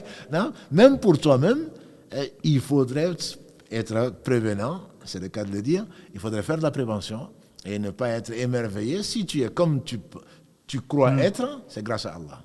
Et si l'autre n'est pas comme toi, tu n'aimerais pas être, c'est Allah qui l'a éprouvé. Donc, il ne faut jamais se prendre pour ce qu'on n'est pas. Et il faut toujours se rappeler, tout bienfait vient d'Allah subhanahu wa ta'ala. Tout bienfait vient d'Allah. Wa ma bikum min ni'matin fa min Allah. Tout bien qui vous arrive, c'est de la part d'Allah. Donc, à partir de ce moment, tu te rappelles Allah, Allahumma barik, oh Allah, toi qui m'as constitué comme ça, donc protège-moi ou bénis-moi, ma personne, ma famille, comme tu dis, puisqu'il n'y en a pas que des enfants qui ne savent pas parler ou qui ne connaissent pas ce que nous connaissons. On n'a pas besoin d'aller voir le marabout pour leur faire boire ceci et cela comme potion. Alhamdulillah, Allah nous a donné de quoi nous protéger et donc évitons des intermédiaires et adressons-nous directement à Allah subhanahu wa ta'ala pour nous protéger. Barakallahu fik, jazakallahu khairan. Inch'Allah ta'ala, on va passer Inch'Allah aux questions. J'ai une question. Rapidement, peut-on faire les invocations dans le dernier tiers de la nuit, même pendant les menstrues? Alhamdulillah, les invocations, il faut les faire. Et c'est d'ailleurs une des choses sur lesquelles il faut attirer l'attention. C'est que, par exemple, l'avis majoritaire, c'est qu'on n'a pas à lire le Coran. L'avis majoritaire, il y a des divergences, comme tu le dis souvent, mais l'avis majoritaire, c'est qu'on n'a pas à toucher le Coran. On n'a pas à réciter le Coran pendant les menstrues ou pendant les lochis, sauf pour se protéger. Oui. Donc, Ayatul Kursi, les 3 dernières sourates, etc. Les invocations, bien entendu, quel que soit l'état dans lequel on est, on doit invoquer Allah. Pas seulement le dernier tiers, n'attendons pas le dernier tiers, parce qu'un jour, peut-être qu'on va mourir dans la journée. Non, à tout moment, quand on pense à Allah, on le remercie, on le loue, on l'invoque dans quel que soit notre état. quel que soit notre état. Donc, il ne faudrait pas attendre le dernier tiers de la nuit, mais bien sûr, la réponse est oui. Menstru ou lochi, ou même quand on n'a pas les ablutions, on peut invoquer Allah et on doit invoquer Allah. Barakallahu fik. Autre question, comment sait-on qu'on est touché par la sorcellerie? Ben, on est touché par la sorcellerie, contrairement à ce que beaucoup d'entre nous pensent, c'est pas... il faudrait toujours essayer de se remettre en cause. On est touché par la sorcellerie quand on ne maîtrise pas, quand il y a des phénomènes occultes, paranormaux, comme on appelle ça. Donc on constate qu'il y a des moments où on n'est pas nous-mêmes. On constate qu'on a des réactions qu'on ne comprend pas. On constate qu'il y a des choses étranges qui nous arrivent et qu'ensuite ça disparaît, etc. À ce moment-là, on demande à Allah. Ensuite, on fait la ruqya. Donc, on verra peut-être la semaine prochaine, Inch'Allah, comment les faire, etc. Mais bon, en résumé, c'est par le Coran et par les hadiths, comme on a déjà dit, que Allah subhanahu wa ta'ala donc, nous guérit de cela. Mais avant d'aller voir n'importe quel raqi, n'importe quel charlatan, malheureusement, ils sont très nombreux, moi je conseille aux uns aux autres de s'adresser à Allah. Quel que soit ce qui arrive, ya Allah, c'est toi qui es capable de toutes choses, guéris-moi. Si on connaît donc des invocations ou des versets du Coran, notamment les 3 dernières, on les fait. Sinon, moi, je conseillerais à mes frères et sœurs d'écouter donc un CD du Coran, tout simplement. C'est moins efficace parce qu'il n'y a pas de souffle. C'est moins efficace, disent les savants, que de le faire soi-même. Mais si on ne connaît pas les sourates, on peut écouter le Coran. Ou je dis, pour une fois, je vais faire la publicité pour YouTube, je dis, va sur YouTube, tape Ruqya, pas avec un Q, mais avec un K, R-O-K-I-A, et il te propose 12 méthodes, en tout cas à l'époque, 12 méthodes différentes avec des versets, des hadiths, et varie-les. Et quand tu vas les varier, Inch'Allah, si tu réagis, c'est qu'il y a tu es probablement mal accompagné. Et si tu ne réagis pas, ne te fais pas un film, comme disent les jeunes.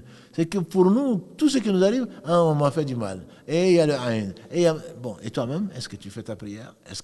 Quelles sont tes relations avec Allah? Quelle est ton hygiène de vie? Voilà. Si tu ne te poses pas ces questions-là, Allah veut te rapprocher de lui au travers donc, de cette épreuve-là. Donc, essaie de revenir vers Allah, remets-toi à Allah, demande-lui pardon, reviens vers toi, vers Allah subhanahu wa ta'ala, et il se peut que ce que tu penses être mal soit un grand bien pour toi et que peut-être qu'on ne veut pas du mal. C'est Satan qui veut du mal, et grâce à Allah, parce que tu crois en Allah, et ça, c'est ce stress aussi, je pense qu'il faut arrêter de se stresser pour un oui, pour un non. Et comme tu l'as dit, je n'étais pas là, mais je l'ai bien entendu, je l'ai bien écouté. Les djinns rentrent, en particulier dans les moments d'émotions fortes. Soit on a trop peur, ce qui arrive quand on est surpris, soit on est trop content. Oui. Et on dit que même les nouvelles mariées, les nouveaux mariés, quand il y a un décès, les émotions, ça c'est le moment qui profitent pour entrer.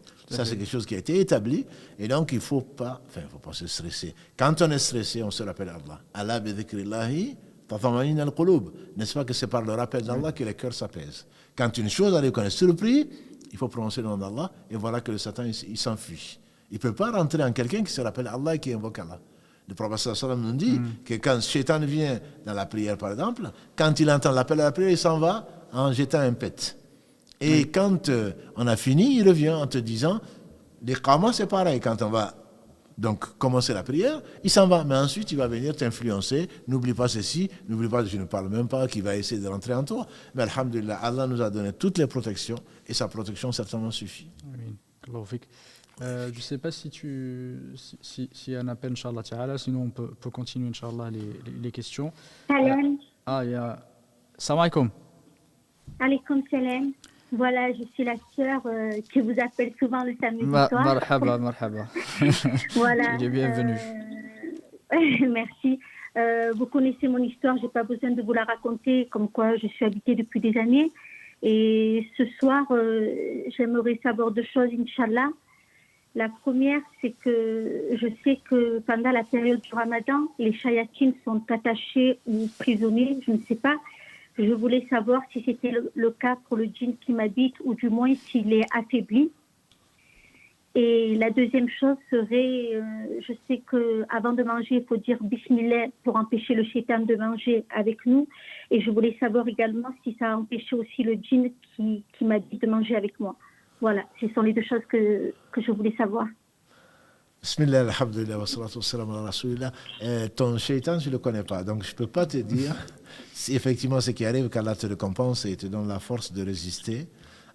Il y a une sœur qui m'a écrit, qui m'a dit qu'elle allait voir les charlatans et depuis qu'elle s'est remise à Allah, alhamdulillah, son shaitan a été affaibli. Donc il faut que tu travailles ta foi, que tu fasses confiance à Allah et que tu lui demandes protection et certainement ton djinn va être affaibli. Effectivement, pendant le Ramadan, le prophète sallam a dit que les shayatines sont enchaînés et les savants disent...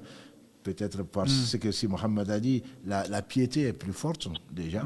On se n'est plus proche d'Allah. Donc les shayatines, Allah dit dans la sourate An-Nisa, la sourate des femmes, que le stratagème des shaytans est faible. Il n'a qu'à shaytan, il n'a qu'à daïf. Tout à fait. Voilà, donc je pense que le verset 76 de la sourate 4, et les stratagèmes des shaytans sont faibles. C'est nous qui sommes encore plus faibles. Donc quand on s'attache à Allah, forcément, et ils sont affaiblis. Et le prophète sallallahu alayhi wa sallam dit que celui qui dit Bismillah, les shayatines disent les uns aux autres, allons-y chercher à manger ailleurs. Et il y a des gens, les croyants, j'espère par toi et d'autres, qui ont des shayatines qui les suivent, puisqu'on a tous son shaytan, et qui sont maigres, parce qu'ils n'arrivent pas à manger. Ils ne trouvent pas à manger. Parce qu'en commençant, on dit Bismillah avant de manger. En buvant, on dit Bismillah. Tout ce qu'on fait, on dit Bismillah. Donc, quand on dit Bismillah, ils n'ont plus de part. Donc, il faut, alhamdulillah, malgré l'épreuve, il faut savoir que même pendant le Ramadan, il y a les shayatines qui existent. Autrement, je pense qu'on aurait tous jeûné, on serait tous musulmans sur la terre. Ce n'est pas le cas. Mais les savants disent que les shayatines les plus virulents, c'est eux qui sont enchaînés. Effectivement, on se rend compte qu'on fait beaucoup de bien, entre guillemets, grâce à Allah, pendant le Ramadan qu'en dehors. Voilà, on s'arrête, même les pires, s'arrêtent de faire un certain nombre de mots, de boire, de ceci et cela, pendant le mois de Ramadan. Donc les shayatines qui les poussent sont plus faibles, ils sont enchaînés. Ça ne veut pas dire qu'ils sont morts, ils ne sont pas morts. Alors ils sont enchaînés, ils ont beaucoup plus de mal à nous influencer. Et donc il se peut que les tiens en fassent partie, je l'espère en tout cas pour toi. Le plus important, c'est de croire en Allah, c'est de savoir que la piété, c'est ce qui va te rapprocher d'Allah et que c'est Allah qui guérit. Non. Mais en fait, ce que je voulais savoir, c'est qu'il sera affaibli ou il sera enchaîné comme les shayatines. Les shayatines sont enchaînées, a dit le prophète sallam. Donc, mais pas les djinns. Hein? Non, mais les shayatines, c'est quoi? C'est les djinns qui sont non-croyants. Voilà, c'est ça les shayatines. Et oui. Celui qui m'habite, il sera affaibli pendant cette période de Ramadan comme les autres? Même en dehors de Ramadan, il va être affaibli tant que tu vas t'accrocher à Allah. Tant que tu vas faire le rappel d'Allah, il va être affaibli. Il n'attend pas le Ramadan. Voilà. Ne pense pas que je vais attendre le Ramadan, il va être encore plus affaibli. Non, lutte contre lui au travers de l'arme que Allah t'a donnée, qui est son rappel. Chaque fois que tu vas écouter le Coran, chaque fois que tu vas te rappeler Allah, ce shaitan, il va être affaibli. Voilà. Donc n'attends pas Ramadan pour ça. Ils seront enchaînés, comme l'a dit le prophète sallam. En tout cas, les plus virulents seront enchaînés pendant le mois de Ramadan. Mais toi, tu n'as pas besoin d'attendre le Ramadan pour cela. Bien sûr. Et ce que je voulais vous demander, c'est que le fait de dire Bismillah, est-ce que je suis seule à manger ou le djinn qui m'habite mange avec moi? Quand tu dis Bismillah, tu seras la seule à manger. La promesse d'Allah est vraie au travers du hadith du prophète sallam. Quand il dit Bismillah, les djinns, enfin les shayatines, disent on n'a pas de quoi manger. C'est-à-dire que tu seras seul à manger et ton shaitan n'aura pas de part dans ce que tu manges, Inch'Allah. C'est ce que je voulais savoir. Je vous remercie beaucoup. Merci beaucoup. Barakallahu fikoum. Merci. Bonsoir. Justine, une question rapide. Elle pose la question par rapport aux récipients. J'ai eu la question tout à l'heure. Oui. Est-ce que c'est tous les récipients, juste seulement les récipients où il y a de la nourriture? À ma connaissance, c'est les récipients et la nourriture, c'est encore plus important parce qu'on va en puiser. Mais les récipients où il n'y a pas de nourriture, par précaution, moi, je les fermerai. Tout ce qui est ouvert, je le fermerai parce qu'ensuite, ça peut être contaminé, et donc tu vas mettre de la nourriture. Un récipient est fait pour recevoir quelque chose. Moi, je le ferai pour tous les récipients. Soit je les renverse, soit, c'est pas moi qui le fais, soit je les renverse, soit je mettrai quelque chose dessus par précaution. Mais en tout cas, le minimum que tu gagnerais, ma soeur, c'est que tu auras obéi au prophète sallallahu. Et ça, c'est énorme. Voilà. Ça, ici, il ne faut pas dire, non, ce n'est qu'une sunna. S'il l'a dit, c'est que Allah a voulu nous laisser le meilleur. À partir de ce moment-là, le minimum que tu gagnes, c'est d'avoir obéi au prophète sallallahu, mais qu'Allah fasse miséricorde à Ibn Qayyim, qui disait, il n'y a pas un malheur qui arrive individuellement ou en groupe, si ce n'est pas dû à une désobéissance au prophète sallallahu. S'il nous dit de le faire, c'est que le bonheur est là. Si on désobéit au prophète sallallahu, Allah nous lâche. Il a fait aux compagnons du prophète qui étaient beaucoup nous lâches. Allah nous montre qu'on est sur le mauvais chemin pour nous rattraper, pour nous rapprocher, il va nous éprouver. Et donc il faut éviter de désobéir à Allah en désobéissant au prophète sallallahu alayhi wa sallam. En tout cas, de toute façon, il y a un appel. Salam alaikum. Alaikum salam. Vous êtes en ligne, Inch'Allah, si vous voulez poser votre question. Oui, en fait, j'appelle parce que j'ai un djinn. Et il est mécréant. Et j'invoque beaucoup pour que Allah l'enlève de mon corps. Mais parfois, je fais des invocations pour qu'Allah le guide. J'aimerais savoir si c'est une bonne chose ou pas. Alhamdulillah, si Allah guide par toi un djinn, c'est bien. C'est que tu sais qu'il a adouci ton cœur au point que, alhamdulillah, ce n'est pas un cœur de prophète, mais c'est une bonne chose. C'est une bonne chose, mais... Oui. C'est une bonne chose, mais que si tu peux supporter, comme l'a dit le prophète sallallahu alayhi wa sallam, c'est ça aussi qu'il faut voir.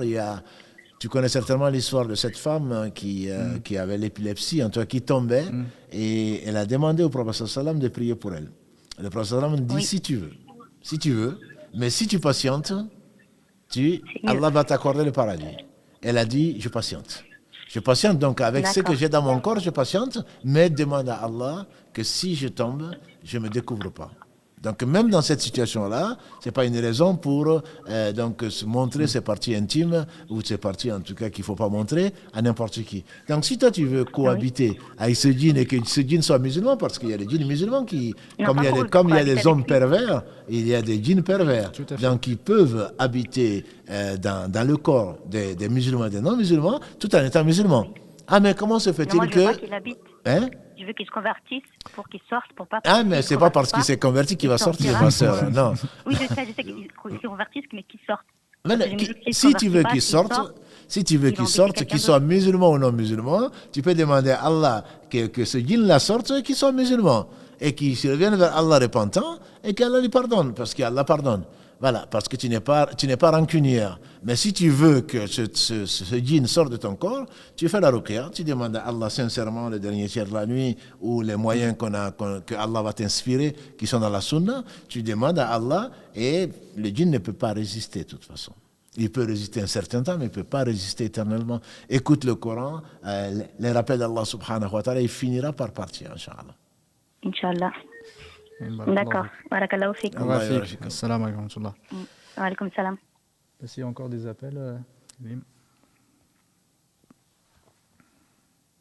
Assalamu alaikum.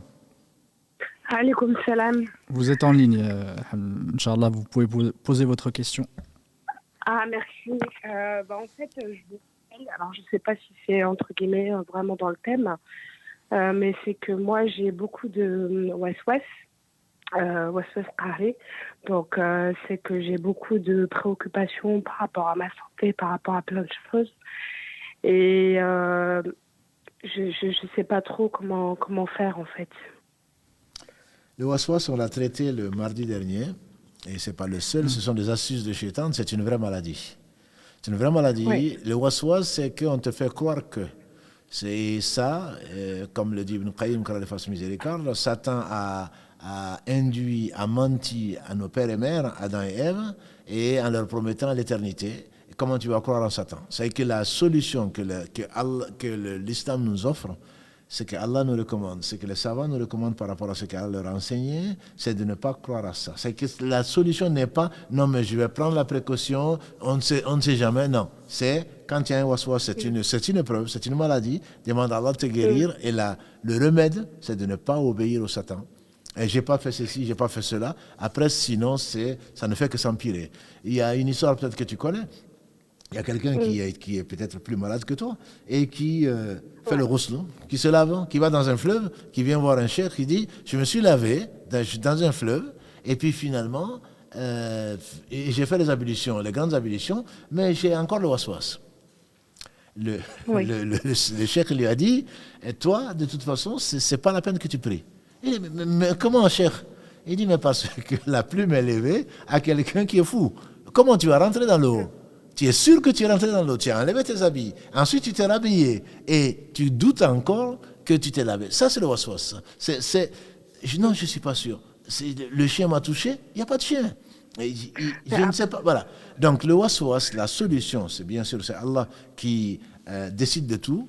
Il ne fait que le meilleur. Le mieux, c'est vraiment de l'invoquer sincèrement et de ne pas tenir compte de ces idées qui vont t'envahir. Plus tu vas ouvrir la porte à Shaitan, à ce waswas-là, plus ça risque de s'enfoncer et tu ne risques pas de t'en sortir. C'est ce qu'on appelle donc le doute maladif, qu'Allah te purifie et qu'Allah te guérisse. Amen.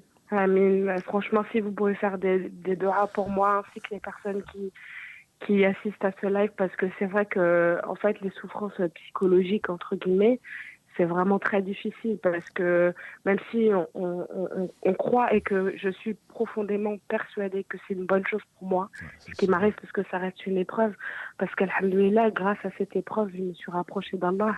Parce que avant, malheureusement, j'étais dans l'ignorance, je m'intéressais malheureusement pas à la religion.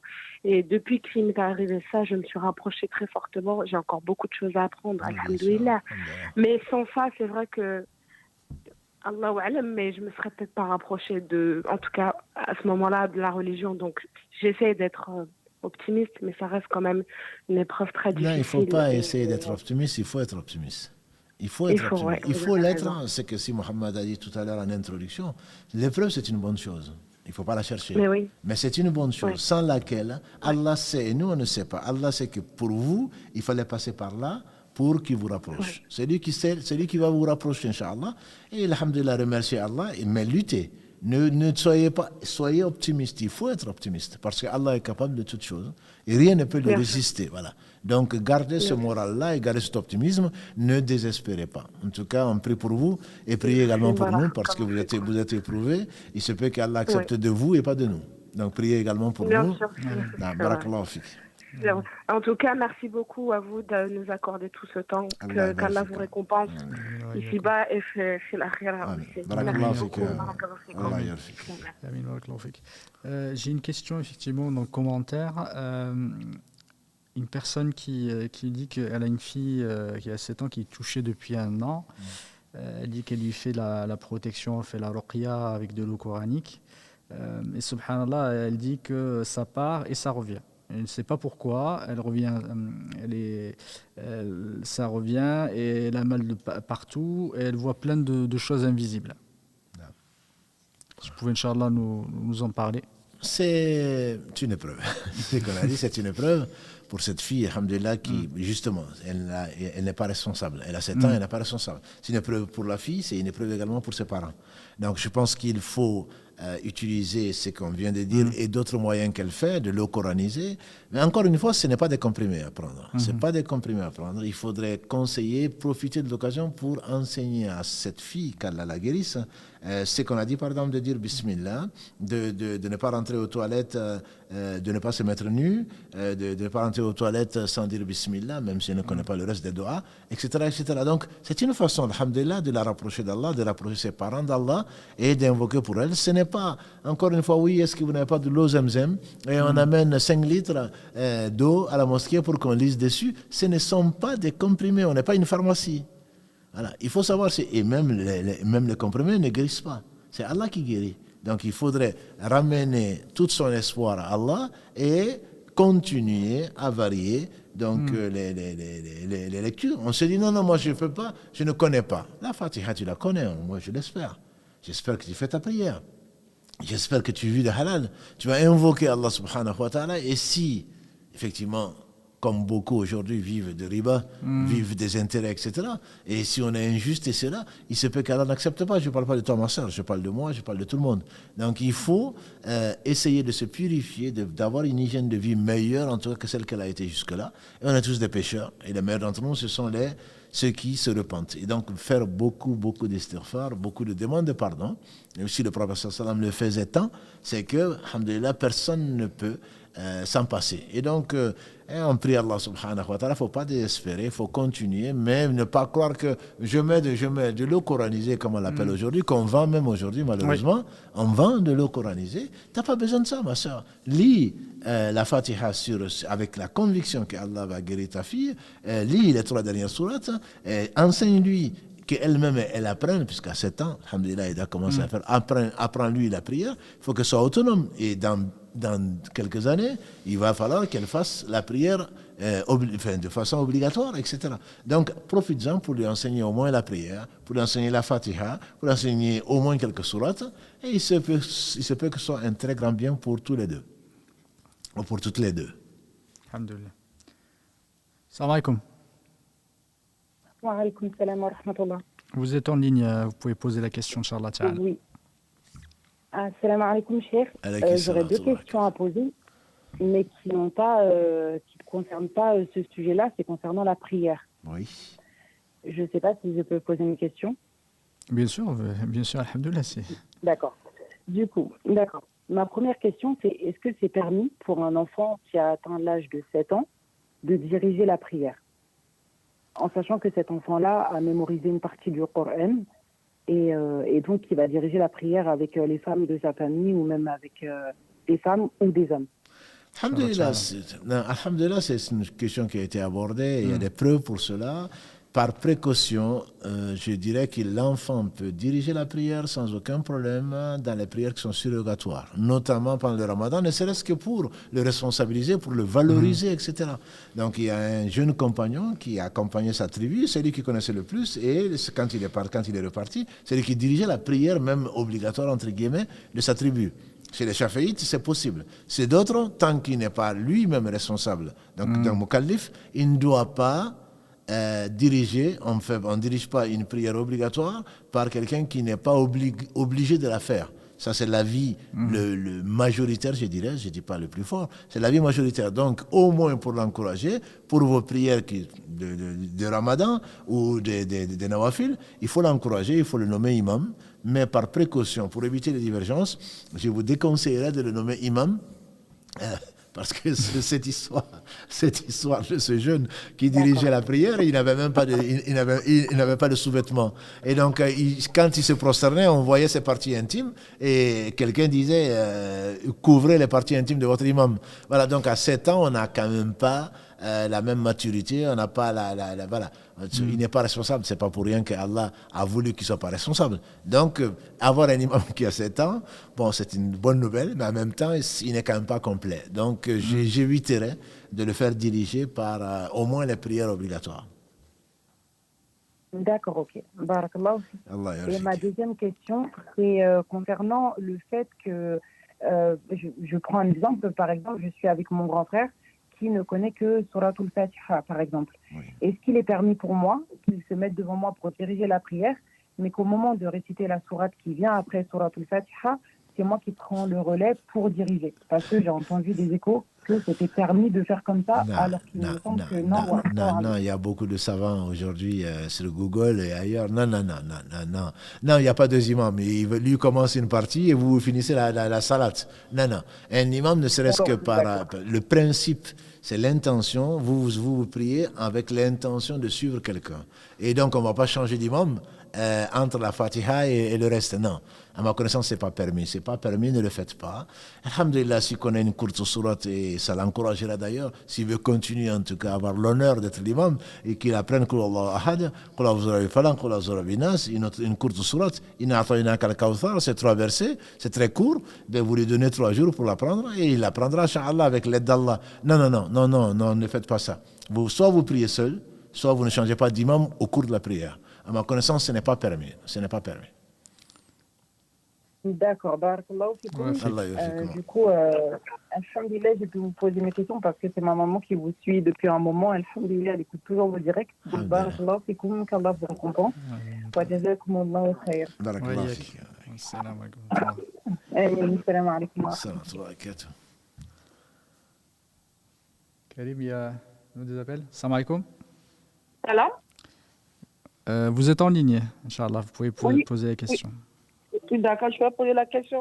Oui, en fait, tout à fait. Moi, je voulais savoir comment on peut savoir que tu as le djinn en toi. On a parlé tout à l'heure de la sorcellerie, comment on peut savoir qu'on est ensorcelé. C'est encore une fois, ce n'est pas des... Bon, ça peut être des waswas. Hein. C'est-à-dire que nous, malheureusement, quand ça ne marche pas, on a voulu se marier, personne n'est venu, et je ne sais quoi d'autre. Bon, on a des djinns partout. C'est vrai qu'on est vu avec des djinns qu'on ne les voit pas. Donc on met souvent la responsabilité sur autre que soi. Je pense qu'on n'est pas tous possédés, alhamdulillah. Il faut se remettre en cause, il faut demander à Allah. On sait qu'on a des djinns en soi, en tout cas les manifestations, je ne sais pas si Mohamed en a parlé la semaine dernière, les manifestations, c'est quand on a des mouvements incontrôlés. Il y a des moments où on dit des choses, on entend des choses, sans que ce soit des waswas, hein, et qu'ensuite ça part, ensuite ça revient, et on n'arrive pas à contrôler. Mais j'ai dit ça moi. Bon, soit c'est de la folie, soit c'est autre chose. Bon, encore une fois, il y a deux types de maladies. Il y a les maladies psychologiques et il y a également des possessions. Donc, il y a les deux. Il y a les deux. Moi, je vous conseille simplement, si vous doutez, d'écouter du Coran régulièrement, ou en tout cas du Coran longtemps, et voir si vous réagissez ou pas. Si vous effectivement, vous avez des maux de tête, vous avez des maux de ventre, vous avez des parties qui se mettent à bouger, je ne parle pas psychologiquement, et si ça vous arrive, je vous conseille, comme je suis scientifique, je vous conseille de répéter, donc de répéter l'expérience. Une fois, deux fois, chaque fois que vous entendez le Coran, vous vous mettez à être dans des états incontrôlables, je dirais oui, vous êtes probablement possédé. Mais encore une fois, il n'y a pas de maladie sans médicament, sans remède, et c'est Allah qui guérit. Ne vous affolez pas, et surtout ne voyez pas de la possession partout. Parce qu'avec nos frères ou nos sœurs, moi j'en ai rencontré beaucoup, et on avait dit au début de cette série qu'il y avait environ 70%, voire 80% de cas dits de possession qui sont faux. Beaucoup de gens pensent qu'ils sont possédés, en réalité non. Ils sont malades psychologiquement plutôt qu'autre chose. Parce que ça ne va pas, parce que j'ai perdu mon travail, parce que je n'arrive pas à dormir. Il y a 1001 raisons pour ne pas se sentir bien. Et on se pose rarement la question, est-ce que mes rapports avec Allah sont corrects? Et revenons vers Allah, comme l'a dit la sœur tout à l'heure, ça lui a permis de revenir vers Allah. Donc revenons vers Allah, faisons nos prières régulièrement, apprenons notre religion, confions notre sort à Allah, ici-bas et dans l'au-delà. Il se peut, alhamdulillah, que tout aille très bien. On a des ambitions, on veut, je n'arrive pas à ça, mais tant mieux pour toi si tu n'y arrives pas. Parce que Allah sait que si tu y arrivais, peut-être que tu serais loin de lui, peut-être que tu aurais perdu ta vie. Donc, essayons, nos projets, on les construit, on demande l'aide d'Allah, mais on prend les précautions, on fait tout pour que le projet réussisse. Et s'il ne réussit pas, alhamdulillah, on sait que c'est Allah qui l'a voulu et que ça ne peut être que du bien. Donc, il ne faut pas non plus voir la possession partout. Notre causerie ou notre live, c'est justement pour rassurer les gens. Il faut pas. Il faut compter sur Allah. C'est ce que disait si Mohamed tout à l'heure. Je pense que c'est important de savoir que rien n'arrive sans la volonté d'Allah. Ça, c'est extrêmement important. La hawla wa la quwwata illa billah. Il y a des forces et des puissances que par Allah. À partir du moment, si ça dépasse la langue, si ça descend dans le cœur, certainement, il ne vous arrivera que du bien.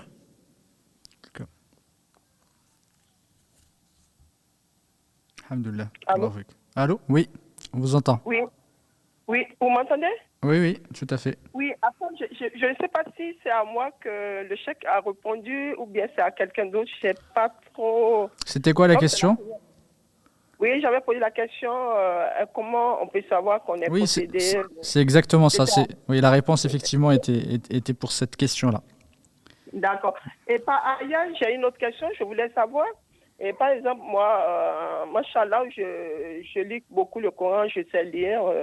Voilà, j'essaye de faire au mieux. Je me réveille tôt le matin, 1 heure avant, avant Fajr. Et puis je fais 2 rakas et puis après je plie tout et tout. Et puis j'ai l'habitude, au fait je fais le ruqya, je lis en fait le Coran dans l'eau, surat, en fait 7 fois surat Fatiha,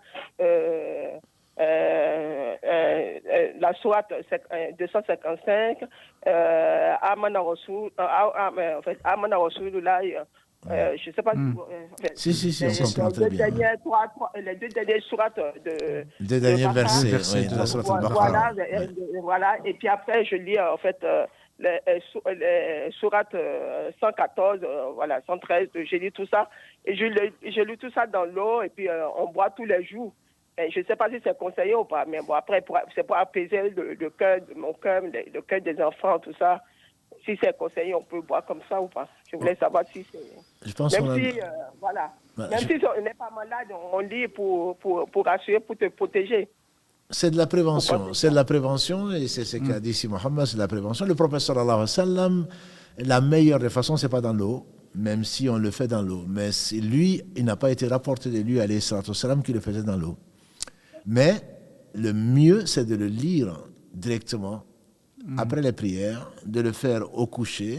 C'est que vous faites le dernier tiers de la nuit, demandez la protection d'Allah subhanahu wa ta'ala. Le fait de le donner à des enfants qui ne savent pas le faire, pourquoi pas? En prévention, il faut le faire. De toute façon, il faut leur apprendre.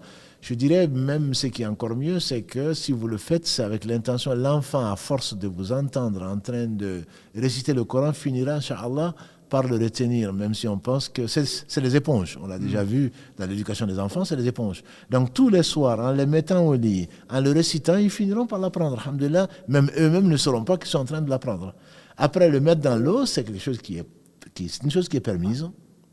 Elle est permise, les savants le permettent parce que Allah a dit, entre autres, dans la sourate 17, verset 82, dans la sourate 41, verset 44, qu'il a mis donc une guérison dans le Coran. Et quel que soit, entre guillemets, le support, que ce soit de l'huile, que ce soit de l'eau, etc. Mais le mieux, et la sunna, c'est vraiment de le lire directement et de ne pas le faire sur autre chose. Mais bon, comme on est un peuple qui ne sait pas lire, et qu'en Afrique en particulier, il y a énormément de gens qui ne savent pas lire l'arabe, qui n'ont pas appris le Coran, etc. Donc vous pouvez le faire. Pour moi, le mieux, c'est encore, puisque vous savez lire, le mieux serait encore de le lire directement et sans le mettre dans l'eau. L'eau est faite pour, quand on va voir un marabout ou un imam, et qu'on ne sait pas ce qu'il va dire, il va commencer à lire, etc. On va pas, ramène cette eau-là, tu vas le boire 7 fois par jour. Donc les 7, etc., ces nombres-là, faites attention. Tant qu'il n'y a pas de preuve qu'il faut le lire 17 fois, il faut le lire 33 fois, non, quand il n'y a pas de preuve, évitez d'utiliser des chiffres, hein, parce que vous êtes convaincu que ce sont ces chiffres-là qui vont, ah non, mais je l'ai fait 32 fois au lieu de 33 fois. Non, il faut faire confiance à Allah, il faut lire sa parole, et ça va vous protéger, Inch'Allah, sans passer par de l'eau. Mais si vous voulez le faire, ce n'est pas interdit. Mais le mieux, c'est de le faire directement. Non, ce n'est pas interdit. D'accord. Barakallahu fik, qu'Allah te récompense par le meilleur et te facilite. En tout cas, c'est très bien. Barakallahu fik, jazakallahu khairan. Assalamu alaikum wa rahmatullahi wa barakatuh. nous guide dans le droit chemin. Merci. Barakallahu fik, jazakallahu khairan. On va prendre un dernier appel. Assalamu alaikum. Alaikum salam. Vous êtes en ligne, Akhi. Vous pouvez poser la question, Inch'Allah. Alaikum salam wa rahmatullahi wa barakatuh. Bonjour à tout le monde, que Dieu vous bénisse et merci pour vos cours qui sont très très intéressants. J'aurais une question, ça n'a rien à voir avec l'émission d'aujourd'hui. Moi j'aurais une question par rapport aux prières. Par exemple, quand je suis au travail, je peux vraiment pas faire mes prières. Comment ça se passe? Est-ce que je peux rattraper ou... Alhamdulillah. On prie Allah subhanahu wa ta'ala de te le faciliter. Rattraper les prières, c'est une question qui se discute. Moi, je n'aime pas rattraper. Je dis, comme disent, je suis un perroquet, hein, je répète ce que disent les savants. Rattraper, c'est la prière, comme dit Allah subhanahu wa ta'ala, Inna salata kanat al-mu'minina kitaban mawquta. La prière est pour les croyants une prescription à des moments bien déterminés. Surat 4, verset 103. Donc, ce n'est pas, Allah n'accepte pas que l'on néglige la prière. Je ne dis pas que vous la négligez. Je dis simplement demander à Allah et donner à la prière sa vraie valeur. Et à partir de ce moment, si vous vous sentez mal parce que vous ne priez pas à l'heure, il se peut qu'Allah vous ouvre une porte. Mais si vous trouvez que c'est normal, je vais attendre, écoute, on est en 2023, on ne peut quand même pas prier à l'heure, c'est difficile, oui, bien sûr que c'est difficile, mais la récompense est probablement meilleure et plus grande. Donc, demandez à Allah de vous accompagner. Si vous n'avez pas pu la faire, ne pensez pas que c'est normal. Non, on n'a pas été créé pour travailler, on n'a pas été créé pour manger, on a été créé pour adorer Allah. Demandons à Allah de nous assister. C'est pour cela que on dit Iyyaka na'budu wa iyyaka nasta'in. C'est toi seul que nous adorons, c'est de toi dont nous implorons le secours, l'aide pour pouvoir t'adorer. Donc on ne peut adorer Allah que grâce à Allah, et par Allah, et pour Allah. Et donc le fait de pouvoir faire sa prière, ce n'est pas du tout un jugement, qu'Allah vous assiste. Et le fait de pouvoir faire sa prière à l'heure, c'est un cadeau énorme. Donc demandez à Allah ce cadeau, il l'a donné à certains, il va peut-être vous l'accorder. Mais ne négligez pas, ou ne pensez surtout pas que je vais rattraper, parce qu'il se peut qu'un jour vous ne rentrez pas à la maison. Il se peut également que vous le fassiez et que Allah ne l'accepte pas. Donc vous vous devez de rendre c'est comme une dette que vous avez. Mais ça ne veut pas dire que vous rattrapez, parce que rattraper, c'est quelque chose que vous avez perdu, que vous allez à récupérer, ce qui n'est peut-être pas le cas. Vous devez effectivement faire la prière à l'heure, puisque vous n'avez pas pu la faire quand il le faut, vous rendez la dette donc, que vous devez à Allah, et on lui doit certainement tout bien on lui doit. Donc priez Allah et essayez, alhamdoulilah, sincèrement de tout faire pour pouvoir faire donc la prière à l'heure, si vous pouvez en tout cas. Mais si vous le faites, c'est grâce à Dieu. Ne pensez pas que non, je ne vais pas y arriver. Bien sûr, vous n'allez pas y arriver. On est capable de rien sans Allah. N'oubliez pas que ce n'est pas ceux qui le font, ce n'est pas parce qu'ils sont meilleurs que vous. C'est parce que Allah ne les a pas éprouvés par ce par quoi il vous a éprouvé. Je vous dis, personne n'est là pour vous juger. Simplement, on vous donne des conseils. Allah ne nous a pas éprouvés par ça, et vous avez été éprouvés, donc vous devez de demander l'aide d'Allah subhanahu wa ta'ala pour arriver à ce que Allah aime et agrée. Oui, donc il faudrait que... Je pense pour moi que c'est très important, bien sûr, c'est les paroles d'Allah, il faut les faire. Non, mais je ne doute pas, je remercie Allah de ne pas être à votre place. Encore une fois, nous ne sommes pas là... Il faudrait que, si je prends le risque de le faire, et que je suis licencié, il faudrait que je le prenne comme un bienfait. Vous n'allez pas arrêter devant tout le monde de faire la prière. Je ne vais pas chercher la provocation. Voilà, exactement. Vous ne provoquez pas. Tant que ça vous empêchera de dormir, tant que ça vous préoccupera, je vous assure que Allah va vous donner de quoi vous apaiser. Allah dit dans le Coran, وَمَنْ يَتَّقِ اللَّهَ يَجْعَلْ لَهُ مَخْرَجًا وَيَرْزُقْهُ مِنْ حَيْثُ لَا يَحْتَسِبُ. Celui qui craint Allah, il lui donne une issue favorable de là où il ne l'attend pas. Je dis à ceux qui me connaissent, moi c'est par une chrétienne que j'ai vu un endroit où faire la prière, alors que c'est une chrétienne. Voilà. Et c'est elle qui m'a indiqué un endroit, et je ne m'attendais pas du tout. Je ne dis pas que je crains Allah. Peut-être que je le craignais peut-être avant, par rapport à maintenant, malgré mon discours. Allah a utilisé une femme chrétienne pour me montrer un endroit où je pouvais prier tranquillement. Donc tant que c'est une préoccupation, et je ne doute pas de votre foi, je ne doute pas de votre intention. Simplement, je vous dis, demandez à Allah. Tant que ça vous empêchera d'être à l'aise, je n'ai pas prié, ben c'est pas grave, je vais le rattraper. Ne faites pas ça, c'est tout. Que votre Satan ne dise pas, ben écoute, on sait que si c'est important pour vous, demandez à Allah de vous assister, je suis certain. Et j'espère que samedi prochain ou un autre samedi, vous appellerez en disant, Alhamdulillah, Allah m'a ouvert une porte. Maintenant, j'ai un endroit où faire la prière. N'allez pas au combat, n'allez pas à l'affrontement. N'allez pas à l'affrontement. Je comprends tout à fait. Voilà, absolument. Okay. Merci, alhamdoulilah. Barakallahu fik. Allah vous récompense. Amen. Il m'arrive un problème, je déposerai mon CV à la mosquée du Mirail. Qu'Allah te facilite. Non, ton CV, tu le déposes à Allah.